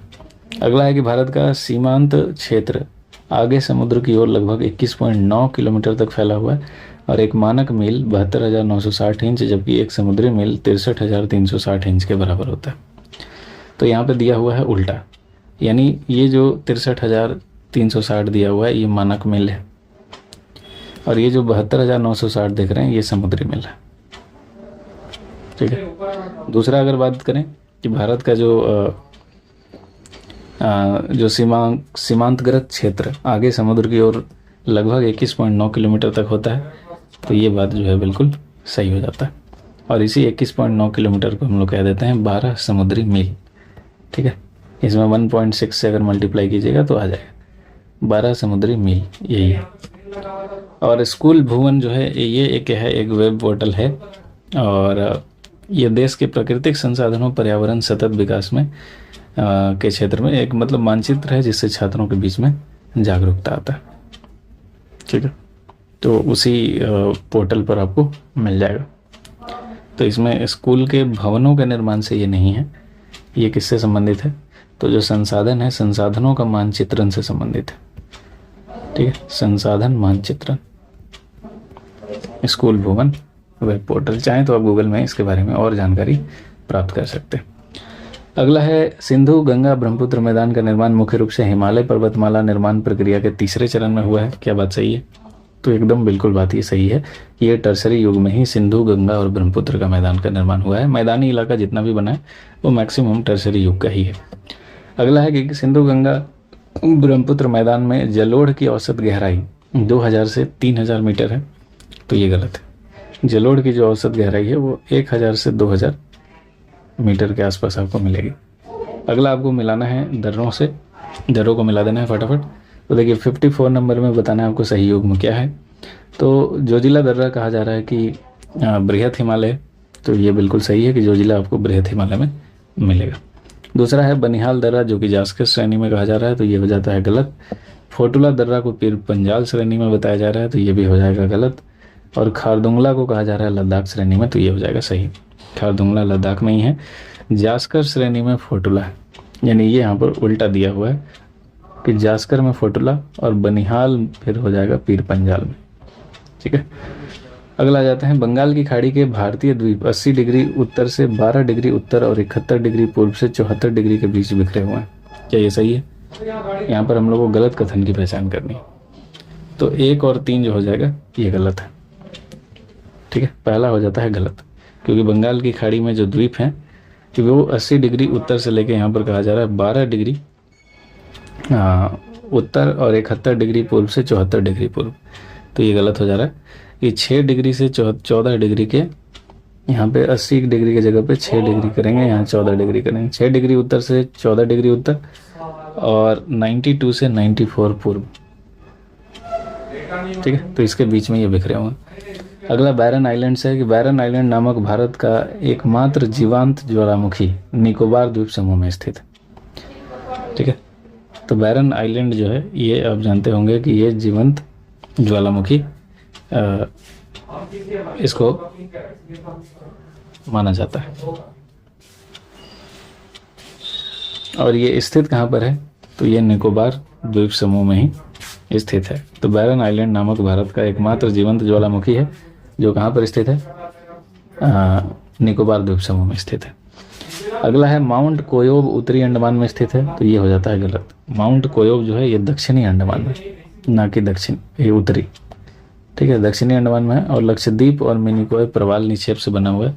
तो आप जानते होंगे कि लक्षद्वीप और मिनिकॉय जो है ये प्रवाल निक्षेप से ही बना हुआ है, तो ये सही है। यानी यहाँ पर 1 और 3 गलत है, बाकी स्टेटमेंट सही है। अगला है टॉर, पर्वत स्कंध, टेकरी पहाड़ी श्रृंखलाएं आदि प्राकृतिक स्थलाकृति भारत के किस भू आकृतिक खंड में प्रायः आपको देखने को मिलेगी? तो ये मिलता है प्रायद्वीपीय पठार में। टॉर, पर्वत स्कंध, टेकरी पहाड़ियाँ, ये श्रृंखलाएं आपको प्रायद्वीपीय पठारों में मिलेंगी। इसके बारे में जरूर देखिए, फोटो के माध्यम से देखने से चीज़ें याद रहती हैं, इसलिए मैं बार बार कह रहा हूँ कि आप फोटो जरूर इसका देख लीजिए। अगला है निम्न कथनों पर विचार करें कि प्रायद्वीपीय पठार की सबसे ऊंची चोटी नीलगिरी पहाड़ियों में स्थित है। तो प्रायद्वीपीय पठार की सबसे ऊंची चोटी आप जानते होंगे कि किसको कहा जाता है? तो ये कहा जाता है अन्नामलाई को। ठीक है, तो अन्नामलाई को हम लोग मानते हैं, या पश्चिमी घाट की हम लोग अन्नामलाई को मानते हैं। तो प्रायद्वीपीय पठार में वही हो जाएगा। सत्य कथन की पहचान करनी है तो पहला हो जाएगा गलत, और दूसरा है पूर्व और पश्चिमी घाट नीलगिरी पहाड़ियों में आपस में मिलते हैं। ठीक है, पूर्वी और पश्चिमी घाट जो हैं वो नीलगिरी पहाड़ियों में आपस में मिलते हैं। तो ये बात कहीं ना कहीं सही नज़र आती है कि ये नीलगिरी पहाड़ियों में ही आपस में मिलते हुए दिखाई देते हैं। ठीक है, तो इसको मान लीजिए सही। दूसरे को यहाँ पे हालांकि ना तो 1 ना ही 2 दिया हुआ है सत्य में, लेकिन दूसरा तो हम लोग स्टार्टिंग से ही पढ़ते आ रहे हैं कि इसको सॉरी दूसरा सही है, इस चीज़ को याद रखिएगा, दूसरा सही है।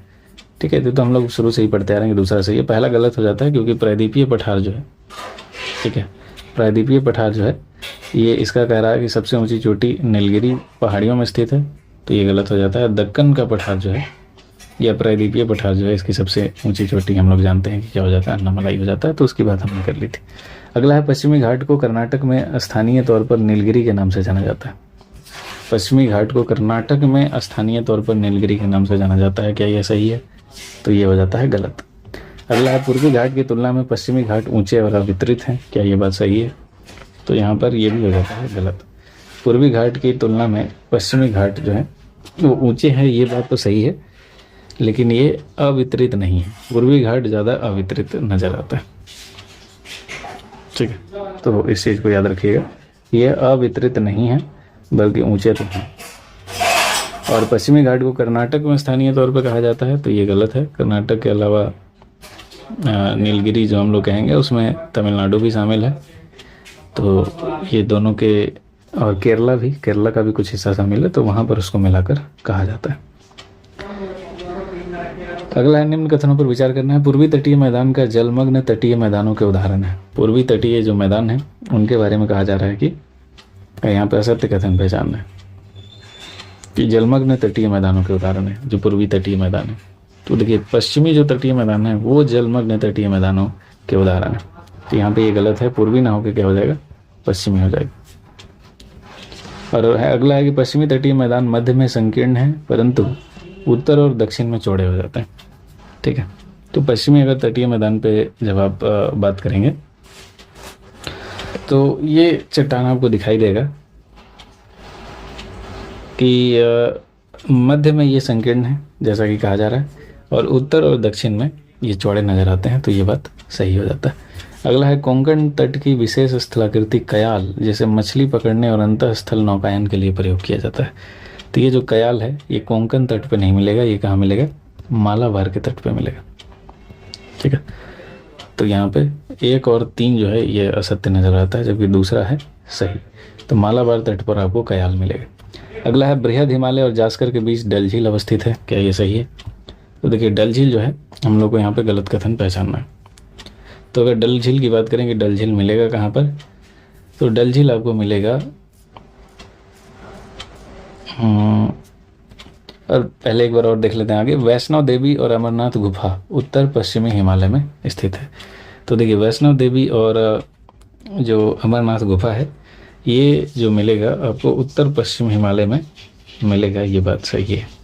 ठीक है, तो इस श्रेणी में वैष्णव देवी अमरनाथ के अलावा चरारी शरीफ भी मिलता है, तो दूसरा स्टेटमेंट तो सही है। पहला स्टेटमेंट गलत हो जाता है कि बृहद हिमालय और जास्कर ना होकर यहाँ पे पीर पंजाल हो जाएगा। ठीक है, पीर पंजाल के बीच आपको मिलेगा डल झील, बृहद हिमालय और पीर पंजाल के बीच। अगला है कांगतू चोटी किस हिमालय का भाग है? तो कांगतू चोटी मिलेगा आपको अरुणाचल हिमालय में। ठीक है, कांगतू कहाँ मिलेगा? अरुणाचल हिमालय में। और यहीं पर नमचा बरवा भी है, तो नमचा बरवा और कांगचू दोनों आपको यहीं मिलेगा। अगला है मोनपा जनजाति कश्मीर हिमालय में बसी हुई जनजाति है, तो ये हो जाता है गलत, क्योंकि मोनपा आपको कहाँ मिलेगा? अरुणाचल में मिलेगा। ठीक है, अरुणाचल। और लैंसडाउन पर्वत नगर सिक्किम हिमालय में है, तो ये भी हो जाता है गलत, क्योंकि लैंसडाउन आपको कहाँ मिलेगा? तो हिमाचल और उत्तराखंड में मिलेगा। ठीक है, तो उत्तराखंड या हिमाचल वाले रीजन में मिलेगा, तो दोनों गलत हो जाता है। अगला है जब मुख्य नदियाँ एक दूसरे के समानांतर बहती हों तथा सहायक नदियाँ उनके समकोण पर मिलती हैं तो ऐसे प्रतिरूप को वृक्षाकार प्रतिरूप कहा जाता है। क्या ये सही है? तो ये है गलत। ठीक है, ये गलत है। और जब सभी दिशाओं से नदियाँ बहकर किसी झील या गर्त में विसर्जित होती हैं तो ऐसे प्रतिरूप को अरीय प्रतिरूप कहा जाता है, तो ये भी हो जाता है गलत। अब देखिए वृक्षारूप क्या होता है, थोड़ा सा समझ लीजिए कि जो मतलब ऐसा होता है कि जो पेड़ की शाखाओं के अनुरूप हो उसे ही वृक्षारूप हम लोग कहते हैं। ठीक है, और उत्तरी मैदान की जो नदी हैं उसी तरह से हैं कि जैसे इस तरह से ये पेड़ की तरह निकल के आती है, ऐसे एक मेन नदी होगी, बाकी इस तरह से नदियाँ निकली होंगी, तो ये पेड़ की तरह है, तो इसको हम लोग वृक्षारूप कहते हैं। अरीय क्या होता है? तो ये है कि जब नदियाँ किसी पर्वत से निकलती हैं और सभी दिशाओं में बहती हैं। मान लीजिए कि जैसे ये अमरकंटक पर्वत है, अब एक नदी यहाँ से निकल रही है, एक नदी यहाँ से निकल रही है, एक नदी यहाँ से निकल रही है, तो इसको हम लोग बोलेंगे अरीय। तो यहाँ पे क्या कहा जा रहा है कि जब सभी दिशाओं से नदियाँ बहकर किसी झील या गर्त में विसर्जित होती हैं तो प्रतिरूप को अरीय कहते हैं, तो ये गलत हो जाएगा। ठीक है, ये अरीय नहीं होगा। अरीय होगा कि एक पठार या फिर पर्वत से जब नदियाँ निकल के जाती हैं तो वो हो जाता है। और जब मुख्य नदियाँ एक दूसरे के समानांतर बहती हों तथा सहायक नदियाँ उनके समकोण पर मिलती हैं तो उनको कहा जाता है जाली नुमा। ठीक है, वृक्षाकार ना कह के हम लोग क्या कहेंगे इसको? जाली नुमा। ठीक है, तो मुख्य नदी क्या हो गया? मान लीजिए एक नदी ऐसे है और एक नदी ऐसे है, ये एक दूसरे के समानांतर बह रही है, और कोई सहायक नदी आ रही है जो कि ऐसे समकोण पर आके मिल रही है, तो इसको क्या कहेंगे? जाली नुमा कहते हैं हम लोग। ठीक है, और बाकी समझ गए आप कि जब सभी दिशाओं से नदियाँ आती हैं और ये आके मिलती हैं तो इसको हम लोग अभिकेंद्रीय कहते हैं। अभिकेंद्री प्रत। इसमें क्या होगा कि झील है, अब इधर से भी नदी आ रही है, इधर से भी आ रही है, इधर से भी आ रही है, इधर से भी आ रही है, इधर से भी आ रही है, तो इसका डायरेक्शन ऐसे है, तो आप समझ रहे हैं अभिकेंद्रीय बल और अपकेंद्रीय बल पढ़ते हैं। तो जब सेंटर की ओर ये आ रही हैं तो इसको अभिकेंद्रीय कहा जा रहा है, इसी वजह से ये दोनों गलत है। अगला है एक नदी एवं उसकी सहायक नदियों द्वारा अपवाहित क्षेत्र को अपवाह द्रोणी कहा जाता है, तो क्या ये सही है? तो इसमें हम लोग को पहचानना है गलत कथन। तो देखिए एक नदी और उसकी सहायक नदियों द्वारा अपवाहित क्षेत्र को अपवाह द्रोणी कहेंगे, इसमें कोई डाउट नहीं है, ये सही। अगला है बड़ी नदियों के जलग्रहण क्षेत्र को जल संभर, जबकि छोटी नदियों और नालों द्वारा अपवाहित क्षेत्र को नदी द्रोणी। तो नाम से ही लग रहा है कि उल्टा दिया हुआ कि नदियों को जो जल ग्रहण होगा तो नदी द्रोणी में आएगा, नदी नालों द्वारा अपवाहित क्षेत्र ये जल संभर में आ जाएगा। ठीक है, तो उल्टा दिया हुआ ये, यानी जल संभर जो है ये छोटा होता है, नदी द्रोणी एरिया बड़ा होता है। अगला है जल संभर क्षेत्र के आकार के आधार पर भारतीय अपवाह द्रोणियों को 4 भागों में बांटा गया। तो जल संभर के आधार पर जो है ना 3 ही भाग में बांटा गया, न कि 4, तो ये गलत हो जाता है। इसमें 3 भाग में बांटा गया। इसमें से कौन कैसे कैसे बांटा गया? तो एक तो प्रमुख नदी द्रोणी आ जाता है, जिसमें गंगा ब्रह्मपुत्र जो भी बड़ी बड़ी नदियाँ हैं, एक मध्य आ जाता है और एक लघु आ जाता है, तो 3 ही द्रोणी में इसको बांटा गया, न कि 4। आगे आ जाते हैं सिगार गास्टिंग ब्रह्मपुत्र नदी की सहायक नदियाँ। तो क्या ये सही है? सिगार गास्टिंग, यहाँ पे गलत कथन पहचानना। ठीक है, तो सिगार और जो ये गास्टिंग नदियाँ हैं ये आपको मिलेंगी सिंधु की सहायक नदी, ना कि ब्रह्मपुत्र की। सिंधु की सहायक नदी है, यानी पहला गलत हो गया। अगला ब्रह्मपुत्र नदी असम में सदिया कस्बे के पश्चिम में भारत में प्रवेश करती है। तो आप जानते हैं कि असम में प्रवेश नहीं करती है, कहाँ करती है? अरुणाचल में करती है। भारत में प्रवेश अरुणाचल में करती, तो ये भी गलत हो गया। तीसरा है कि कामेंग और मानस ब्रह्मपुत्र नदी में बाएं तट पर मिलने वाली नदियां हैं, तो ये भी गलत है, क्योंकि कामेंग और जो मानस है ये दाएं तट से, मतलब ऐसे अगर आती है ब्रह्मपुत्र तो इधर से ये दोनों नदियां मिलती हैं। ठीक है, तो ये हो गया दाएं तट। अगर उधर से नदी आ रही है तो आप उसके डायरेक्शन से देखेंगे तो तीनों ही गलत हो जाता है। अगला है चाइक के नाम से भी किस नदी को जाना जाता है? तो देखिए चाइक के नाम से जिस नदी को जाना जाता है उसका नाम है शारदा नदी। ठीक है, शारदा नदी को हम लोग चाइक नदी के नाम से जानते हैं। इस शारदा को ही सरयू कहते हैं। ठीक है। तो यही सरयू भी है और नेपाल से ये निकलती है, ठीक है। और नेपाल में इसको क्या कहते हैं, गौरी गंगा कहते हैं, ठीक है। यानी जहाँ से निकलती है इसको गौरी गंगा वहाँ पर कहते हैं। और ये धीरे धीरे आगे बढ़ती हुई फिर भारत में प्रवेश करती है और घाघरा नदी में जाकर फिर मुहाना बना देती है, सरयू या शारदा नदी। अगला हम लोग को पहचानना है गलत कथन। केरल का सबसे बड़ी नदी पेरियार अन्नामलाई पहाड़ियों से निकलती है, क्या ये सही है? तो केरल की सबसे बड़ी सहायक नदी जो है वो पेरियार ना होके क्या है, भरतपुजा, और ये निकलती है कहाँ से, अन्नामलाई पहाड़ियों से। और अगला है कि पेरियार नदी को पोनानी नदी के नाम से जाना जाता है, तो ये भी गलत हो जाएगा क्योंकि पेरियार नदी को नहीं, हम लोग भरतपुजा को ही पोनानी नदी के नाम से भी जानते हैं, ठीक है। तो दोनों कथन यहाँ पे हो जाता है गलत। अगला है पश्चिम की ओर बहने वाली छोटी नदियाँ हैं, कौन कौन सी नदियाँ हैं जो पश्चिम की ओर बहती है? तो इसमें ध्यान रखना है कि 1, 2, 4, 5 जो नदियाँ हैं वो पश्चिम की ओर बहती हैं। 1, 2, 4, 5 यानी शत्रुंजी, भद्रा, ढाढर और कलिंदी। तो ये छोटी छोटी नदियाँ हैं, इनको आपको मैप के जरिए देखना होगा, तब ये याद रहेंगी कि ये किसकी सहायक नदियाँ हैं और किस डायरेक्शन में बहती हैं। ऐसे अगर आप बात करें तो देखिए शत्रुंजी जो है एक ऐसी नदी है जो अमरावली ज़िले में ढलकाहवा से निकलती है, और भद्रा नदी ये गुजरात से, यानी ये गुजरात से ही दोनों निकलती है। और ये साबरमती और माही ये भी गुजरात वाली नदियां हैं, तो ये सब फेमस नदी है। तो ये तीनों नदियां ढाढर, भद्रा और शत्रुंजी ये आपको मिलेंगी गुजरात के क्षेत्र में, वहीं से निकलती है। जबकि महाराष्ट्र में आपको कालिंदी दिखेगी, ठीक है, ये दिखेगी महाराष्ट्र में। तो इस तरह से बाकी नदियां जो इसमें बच गई वो बहती हैं पूरब की तरफ। आगे बढ़ते हैं, इसमें मिलान करना है सही युग्म कौन सा है, स्थानीय तूफान है। तो देखिए इसमें से सही युग्म है काल वैसाखी असम में, तो ये सही है। और अगला है फूलों वाली बौछार केरल में, तो ये भी सही है। आम्र वर्षा वाला गलत हो जाता है क्योंकि आम्र वर्षा हम लोग किस क्षेत्र में कहते हैं, तो कर्नाटक और केरल वाले क्षेत्र में कहते हैं, तमिलनाडु नहीं होगा। ये कर्नाटक प्लस केरला उस क्षेत्र में कहते हैं। और ये बारदोली छीड़ा जो है, ठीक है, बारदोली छीड़ा ये कहाँ आपको मिलेगा, तो बारदोली छीड़ा काल वैसाखी है, उसी को कहते हैं। और ये असम और वेस्ट बंगाल में ही मिलेगा। नाम से लग रहा है कि गुजरात होगा, लेकिन ऐसा नहीं है, इसी को काल वैसाखी भी कहते हैं। और ये असम प्लस WB में मिलेगा। आगे बढ़ते हैं, निम्न कथनों पर विचार करना है। और समुद्र पर टोर्नेडो को जलस्तंभ कहते हैं, क्या ये सही है? और यहाँ पे सत्य कथन ही पहचानना है। तो देखिए पहला हो जाता है सही कि समुद्र पर टोर्नेडो को हम लोग जलस्तंभ कह देते हैं। और अगला है कि तड़ित झंझा तथा टोर्नेडो अपेक्षाकृत कम क्षेत्रफल तक सीमित होते हैं। तो ये बात सही है कि अल्प समय के लिए रहते हैं और ये कम क्षेत्र ही लेते हैं, तड़ित झंझा या टोर्नेडो जो होते हैं। तो दोनों स्टेटमेंट यहाँ पे सही है। अगला है समुद्र से बढ़ती दूरी के साथ मानसून वर्षा में वृद्धि की प्रवृत्ति पाई जाती है। तो ऐसे भी आप समझ सकते हैं कि समुद्र से जब दूरी बढ़ती है तो मानसून वृद्धि नहीं होती है, मानसूनी वर्षा में कमी आ जाती है। और अगला है मानसून वर्षा मुख्य रूप से ऊंचावच और भू आकृति द्वारा नियंत्रित होती है। तो ये बात सही है कि मानसून वर्षा जैसे जैसे ऊंचाई बढ़ेगा, जैसे मान लीजिए ये पहाड़ है तो हवा आती है ऊपर जाके ठंडी होती है, यहीं पे सारा बारिश करवा देती है, इधर बारिश नहीं होता, इधर वृष्टि छाया क्षेत्र हो जाता है। तो ऊंचावच पे डिपेंड करती है। इसके अलावा भू आकृति पर भी, जैसे यहाँ पे पहाड़ है या मैदानी एरिया है, उस पर भी काफ़ी ज़्यादा डिपेंड करती है। अगला है मानसून के निवर्तन की ऋतु के संबंध में निम्नलिखित कथनों पर आपको विचार करना है कि मानसून जो लौटता है, निवर्तन बोले तो लौटने की बात हो रही है, तो इसके संबंध में आपसे पूछा जा रहा है सही कथन कौन सा है। तो इसमें पहला है कि इस ऋतु में आकाश स्वच्छ हो जाता है, तापमान घटने लगता है, ठीक है। तो मानसून के निवर्तन में आकाश स्वच्छ हो जाता है, ये बात सही है, लेकिन तापमान घट के ये क्या हो जाता है, बढ़ जाता है, टेम्परेचर बढ़ने लगता है। और इस ऋतु में उत्तरी भारत में सूखा, जबकि प्रायद्वीप के पूर्वी भागों में वर्षा होती है, तो ये बात सही है।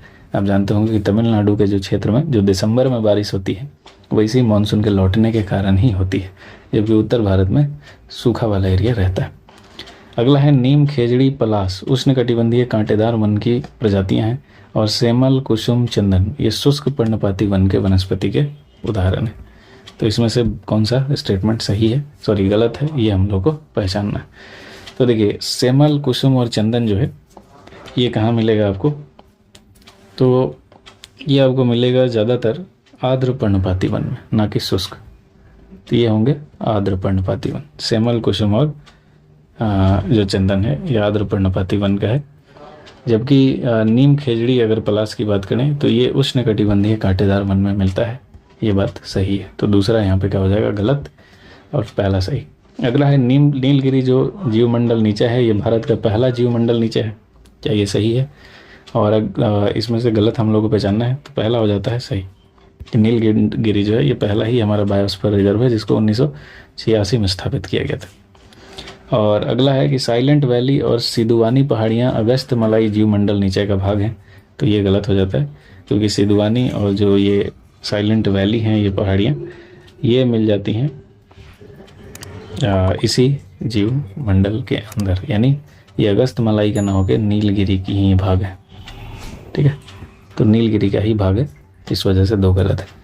रोडोडेंड्रन, सिल्वर फर और जूनिपर ये किस प्रकार के वन से संबंधित हैं? तो इस चीज़ को जरूर पढ़िएगा, ये पर्वतीय वन का उदाहरण है, रोडोडेंड्रन, सिल्वर फर और जूनिपर। अगला है नदी के किस अवस्था में जलप्रपात व छिपरिकाएँ लुप्त हो जाएंगी? तो देखिए, जब नदी प्रौढ़ावस्था में रहती है तो यहाँ पे जलप्रपात और छिपरिकाएँ लुप्त हो जाती हैं। ठीक है, युवा अवस्था में ये बनाती हैं जलप्रपात वगैरह। प्रौढ़ावस्था में यानी जैसे जैसे नदी जो है वो आगे की ओर बढ़ती जाती है, फिर वो धीरे धीरे स्लो होती जाती है उसकी धाराएं, और वहाँ पर कोई जलप्रपात नहीं बनेगा, कोई छिपरिकाएँ नहीं बनेंगी, यानी धीरे धीरे वो लुप्त हो जाएगी। अगला है आर्द्र प्रदेशों में जलोढ़ पंख प्रायः निम्न शंकु की आकृति तथा सिर से पाद तक मंद ढाल वाले होते हैं। इसमें भी गलत कथन पहचानना। दूसरा है शुष्क व अर्धशुष्क जलवायुवीय प्रदेशों में जलोढ़ पंख तीव्र ढाल वाले उच्च शंकु बनाते हैं। तो यहाँ पे ये उल्टा दिया हुआ है कि जो शुष्क व अर्धशुष्क जलवायु प्रदेश में जलोढ़ पंख है ये मंद ढाल वाले होंगे। ठीक है, और निम्न शंकु बनाएंगे। और आर्द्र प्रदेशों में जब आप जाएंगे तो वहाँ पे क्या होगा कि ये तीव्र ढाल वाले होंगे और जो निम्न शंकु है वो बनाएंगे। तो उल्टा यहाँ पर दिया हुआ है, तो इस चीज़ को याद रखिएगा। जलोढ़ पंख होता क्या है? तो जब नदी जो है उच्च स्थलों से बहती हुई गिरिपाद व मंद ढाल में प्रवेश करती है तो वहाँ पे जलोढ़ पंख का निर्माण होता है। मान लीजिए कि जैसे नदी ऐसे बहती हुई आ रही है और फिर यहाँ से हल्का सा गड्ढा है, तो फिर नदी जब ये उच्च से निम्न की तरफ आएगी तो यहाँ पे जो निर्मित होगा उसी को कहेंगे जलोढ़ पंख। ठीक है, और मंद ढालों पर नदियाँ या भार वहन करने में समर्थ होती हैं। मतलब यहाँ पे बहुत सारा वो कटाव करके काफ़ी चीज़ें लेकर अपने साथ आती हैं, लेकिन मंद ढाल में धीरे धीरे वो जाकर वहीं पर निक्षेपित कर देती हैं, वहीं पर जमा कर देती हैं, और जो जमा होता है वही उसी जमाव को हम लोग कह देते हैं जलोढ़ पंख। ठीक है, जो वो ला के जमा करती हैं। तो इसको याद रखिएगा। अगला है योकोहामा रणनीति संबंधित है। तो योकोहामा जो ये रणनीति है ये प्राकृतिक आपदा न्यूनीकरण से संबंधित है। किस तरह से जो नेचुरल डिजास्टर आता है उसको हम लोग कैसे कम करें, तो इस चीज़ से। और ये 1994 में इस रणनीति पर हस्ताक्षर किया गया था। नाम से समझ गए होंगे, जापान का क्षेत्र है, तो ये वहीं पर ये समझौता जो है वो हुआ था। अगला है वायुमंडल के विभिन्न संस्तरों का क्रम क्या है, तो ये बताना है। और मौसम में परिवर्तन क्षोभ मंडल में होता है। तो देखिए, ये तो आपको पता ही होगा कि मौसम में परिवर्तन क्षोभ मंडल में होता है, ये बात सही है। और इसमें यह है कि क्षोभ मंडल के बाद मध्यमंडल कहा जा रहा है, तो ये गलत हो जाएगा। जानते हैं क्षोभ के बाद समताप आएगा, उसके बाद मध्य आएगा, फिर बाह्य, फिर बहिर, इस तरह से हो जाएगा, तो यहाँ पे गलत है। वन्य प्राणी अधिनियम पारित किया गया था, कब पारित किया गया? तो जानते हैं आप 1972 में पारित किया गया था। ठीक है, तो इसमें कुछ ज़्यादा बताने की ज़रूरत नहीं है। अब हम लोग आगे हैं करेंट अफेयर्स की तरफ, तो फटाफट करेंट अफेयर्स करते हैं। इसके बाद ये हमारा सेट जो है वो ख़त्म हो जाएगा। वीडियो थोड़ा सा लंबा हो गया है क्योंकि चीज़ें भी काफ़ी हमने इसमें डिस्कस की है। एमएसपी के संदर्भ में देखिए, उत्पादन की C2 लागत को संदर्भित करता है। कौन है जो करता है? तो याद रखिएगा, C2 में किसानों के स्वामित्व वाली भूमि और मशीनरी पर छोड़े गए ब्याज सहित उत्पादन की वास्तविक लागत इसमें आ जाती है। ठीक है, C2 तो भूमि और मशीनरी पर जो ब्याज छोड़ा जाता है वो, और उसको छोड़ने के बाद उत्पादन की जो वास्तविक लागत है उसको मिला के उसको C2 के अंतर्गत रखते हैं। अगला है जलवायु परिवर्तन पर अंतर सरकारी पैनल यानी IPCC के संदर्भ में कथनों पर विचार करके इसमें सही क्या है ये बताना है। तो IPCC के बारे में अगर बात करें तो पहला है कि इसका उद्देश्य मानव गतिविधियों के कारण होने वाली जलवायु परिवर्तन के बारे में वैज्ञानिक ज्ञान को आगे बढ़ाना है, तो ये बिल्कुल सही है। और इसमें तीसरा है कि अनुसंधान करते समय, मूल्यांकन रिपोर्ट तैयार करते समय जलवायु परिवर्तन के सामाजिक आर्थिक प्रभावों पर भी ये विचार करता है, तो ये भी सही। अगला है कि जलवायु परिवर्तन पर ये अपना स्वयं का शोध करता है, तो ये गलत है, ये अपना स्वयं का शोध नहीं करता है।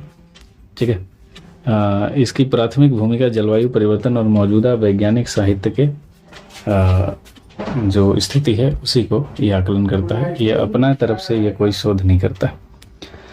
अगला है म्यूनिक सुरक्षा सम्मेलन के संबंध में आपको बताना है कि म्यूनिक सुरक्षा सम्मेलन में, तो म्यूनिक सुरक्षा सम्मेलन जो है इसके संदर्भ में हम लोग देख रहे हैं। तो देखिए, पहला इसमें है कि उपयुक्त कथनों में से कौन सा सही है।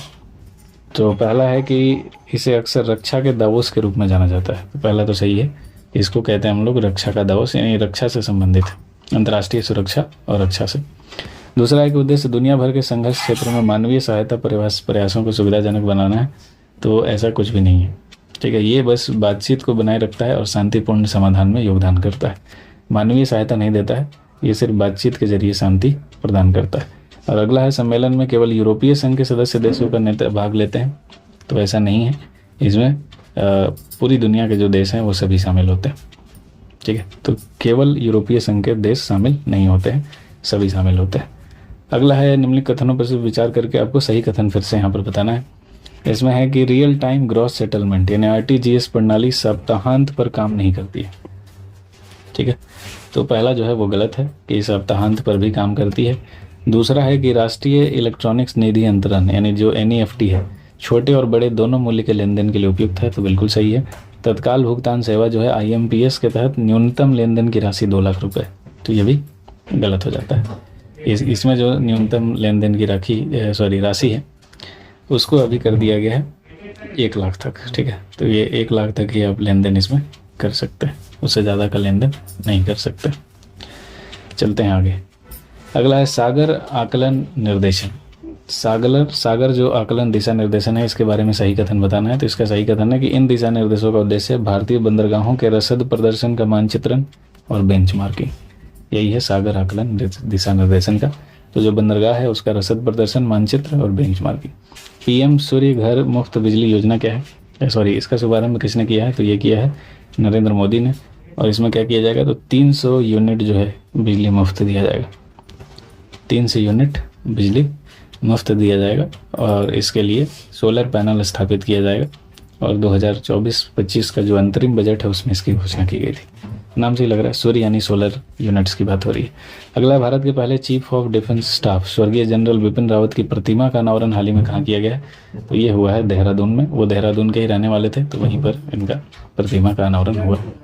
अगला है, पहला डिजिटल इंडिया फ्यूचर स्किल्स शिखर सम्मेलन कहाँ पर आयोजित किया गया है? तो ये जो है गुवाहाटी में हुआ है, पहला डिजिटल फ्यूचर स्किल शिखर सम्मेलन, ठीक है। केंद्रीय मंत्री राजीव चंद्रशेखर जी ने इसका उद्घाटन किया था। और ये इलेक्ट्रॉनिक्स और सूचना प्रौद्योगिकी मंत्रालय के अंतर्गत आता है। अगला है, हाल ही में जो कोमुरा वैली रेलवे स्टेशन है, इसकी आधारशिला कहाँ रखी गई है? तो याद रखिएगा, ये तेलंगाना में कोमुरा वैली जो रेलवे स्टेशन है इसकी आधारशिला रखी गई है। और यहाँ पर मल्लिकार्जुन स्वामी मंदिर है फेमस, इसी वजह से रखा गया, ठीक है। तो मल्लिकार्जुन स्वामी मंदिर है तेलंगाना में, वहाँ पर जाने के लिए ये काफ़ी सुविधाजनक हो जाएगा।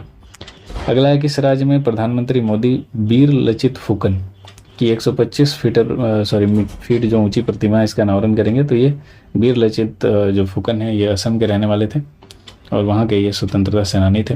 अहोम जो साम्राज्य थे उससे ये जुड़े हुए थे, ठीक है। अहोम साम्राज्य असम का ही है, तो वो उससे ये जुड़े हुए थे। अगला है, मोदी ने किस राज्य में श्री कल्की धाम मंदिर की आधारशिला रखी है? तो मोदी जी ने ये जो कल्की धाम है ये उत्तर प्रदेश में रखी है, ठीक है। उत्तर प्रदेश के कहाँ पर? संभल में। उत्तर प्रदेश के संभल में इन्होंने कल्की धाम मंदिर की आधारशिला रखी है। अगला है, ध्वनि प्रौद्योगिकी आधारित एंटी ड्रोन सिस्टम किस IIT द्वारा विकसित किया गया है? तो ये विकसित किया है IIT जम्मू, ठीक है। IIT जम्मू के द्वारा एंटी ड्रोन का विकास यहाँ पर किया गया। अगला है, जंगली जानवरों की प्रवासी प्रजातियों के संरक्षण पर कन्वेंशन यानी CMS जो है ये पक्षकारों का सम्मेलन कहाँ हुआ है? इसका 14वीं बैठक था ये, तो ये हुआ है समरकंद में। अब समरकंद किस देश की राजधानी है? अगर आप चाहें तो कमेंट सेक्शन में बता सकते हैं। तो ये प्रवासी जो प्रजातियां हैं उनके संरक्षण से रिलेटेड है, CMS 14, और ये हुआ है समरकंद में। अगला है, ई जागृति पोर्टल, इसके संबंध में अगर बात करें कौन सा कथन सही है?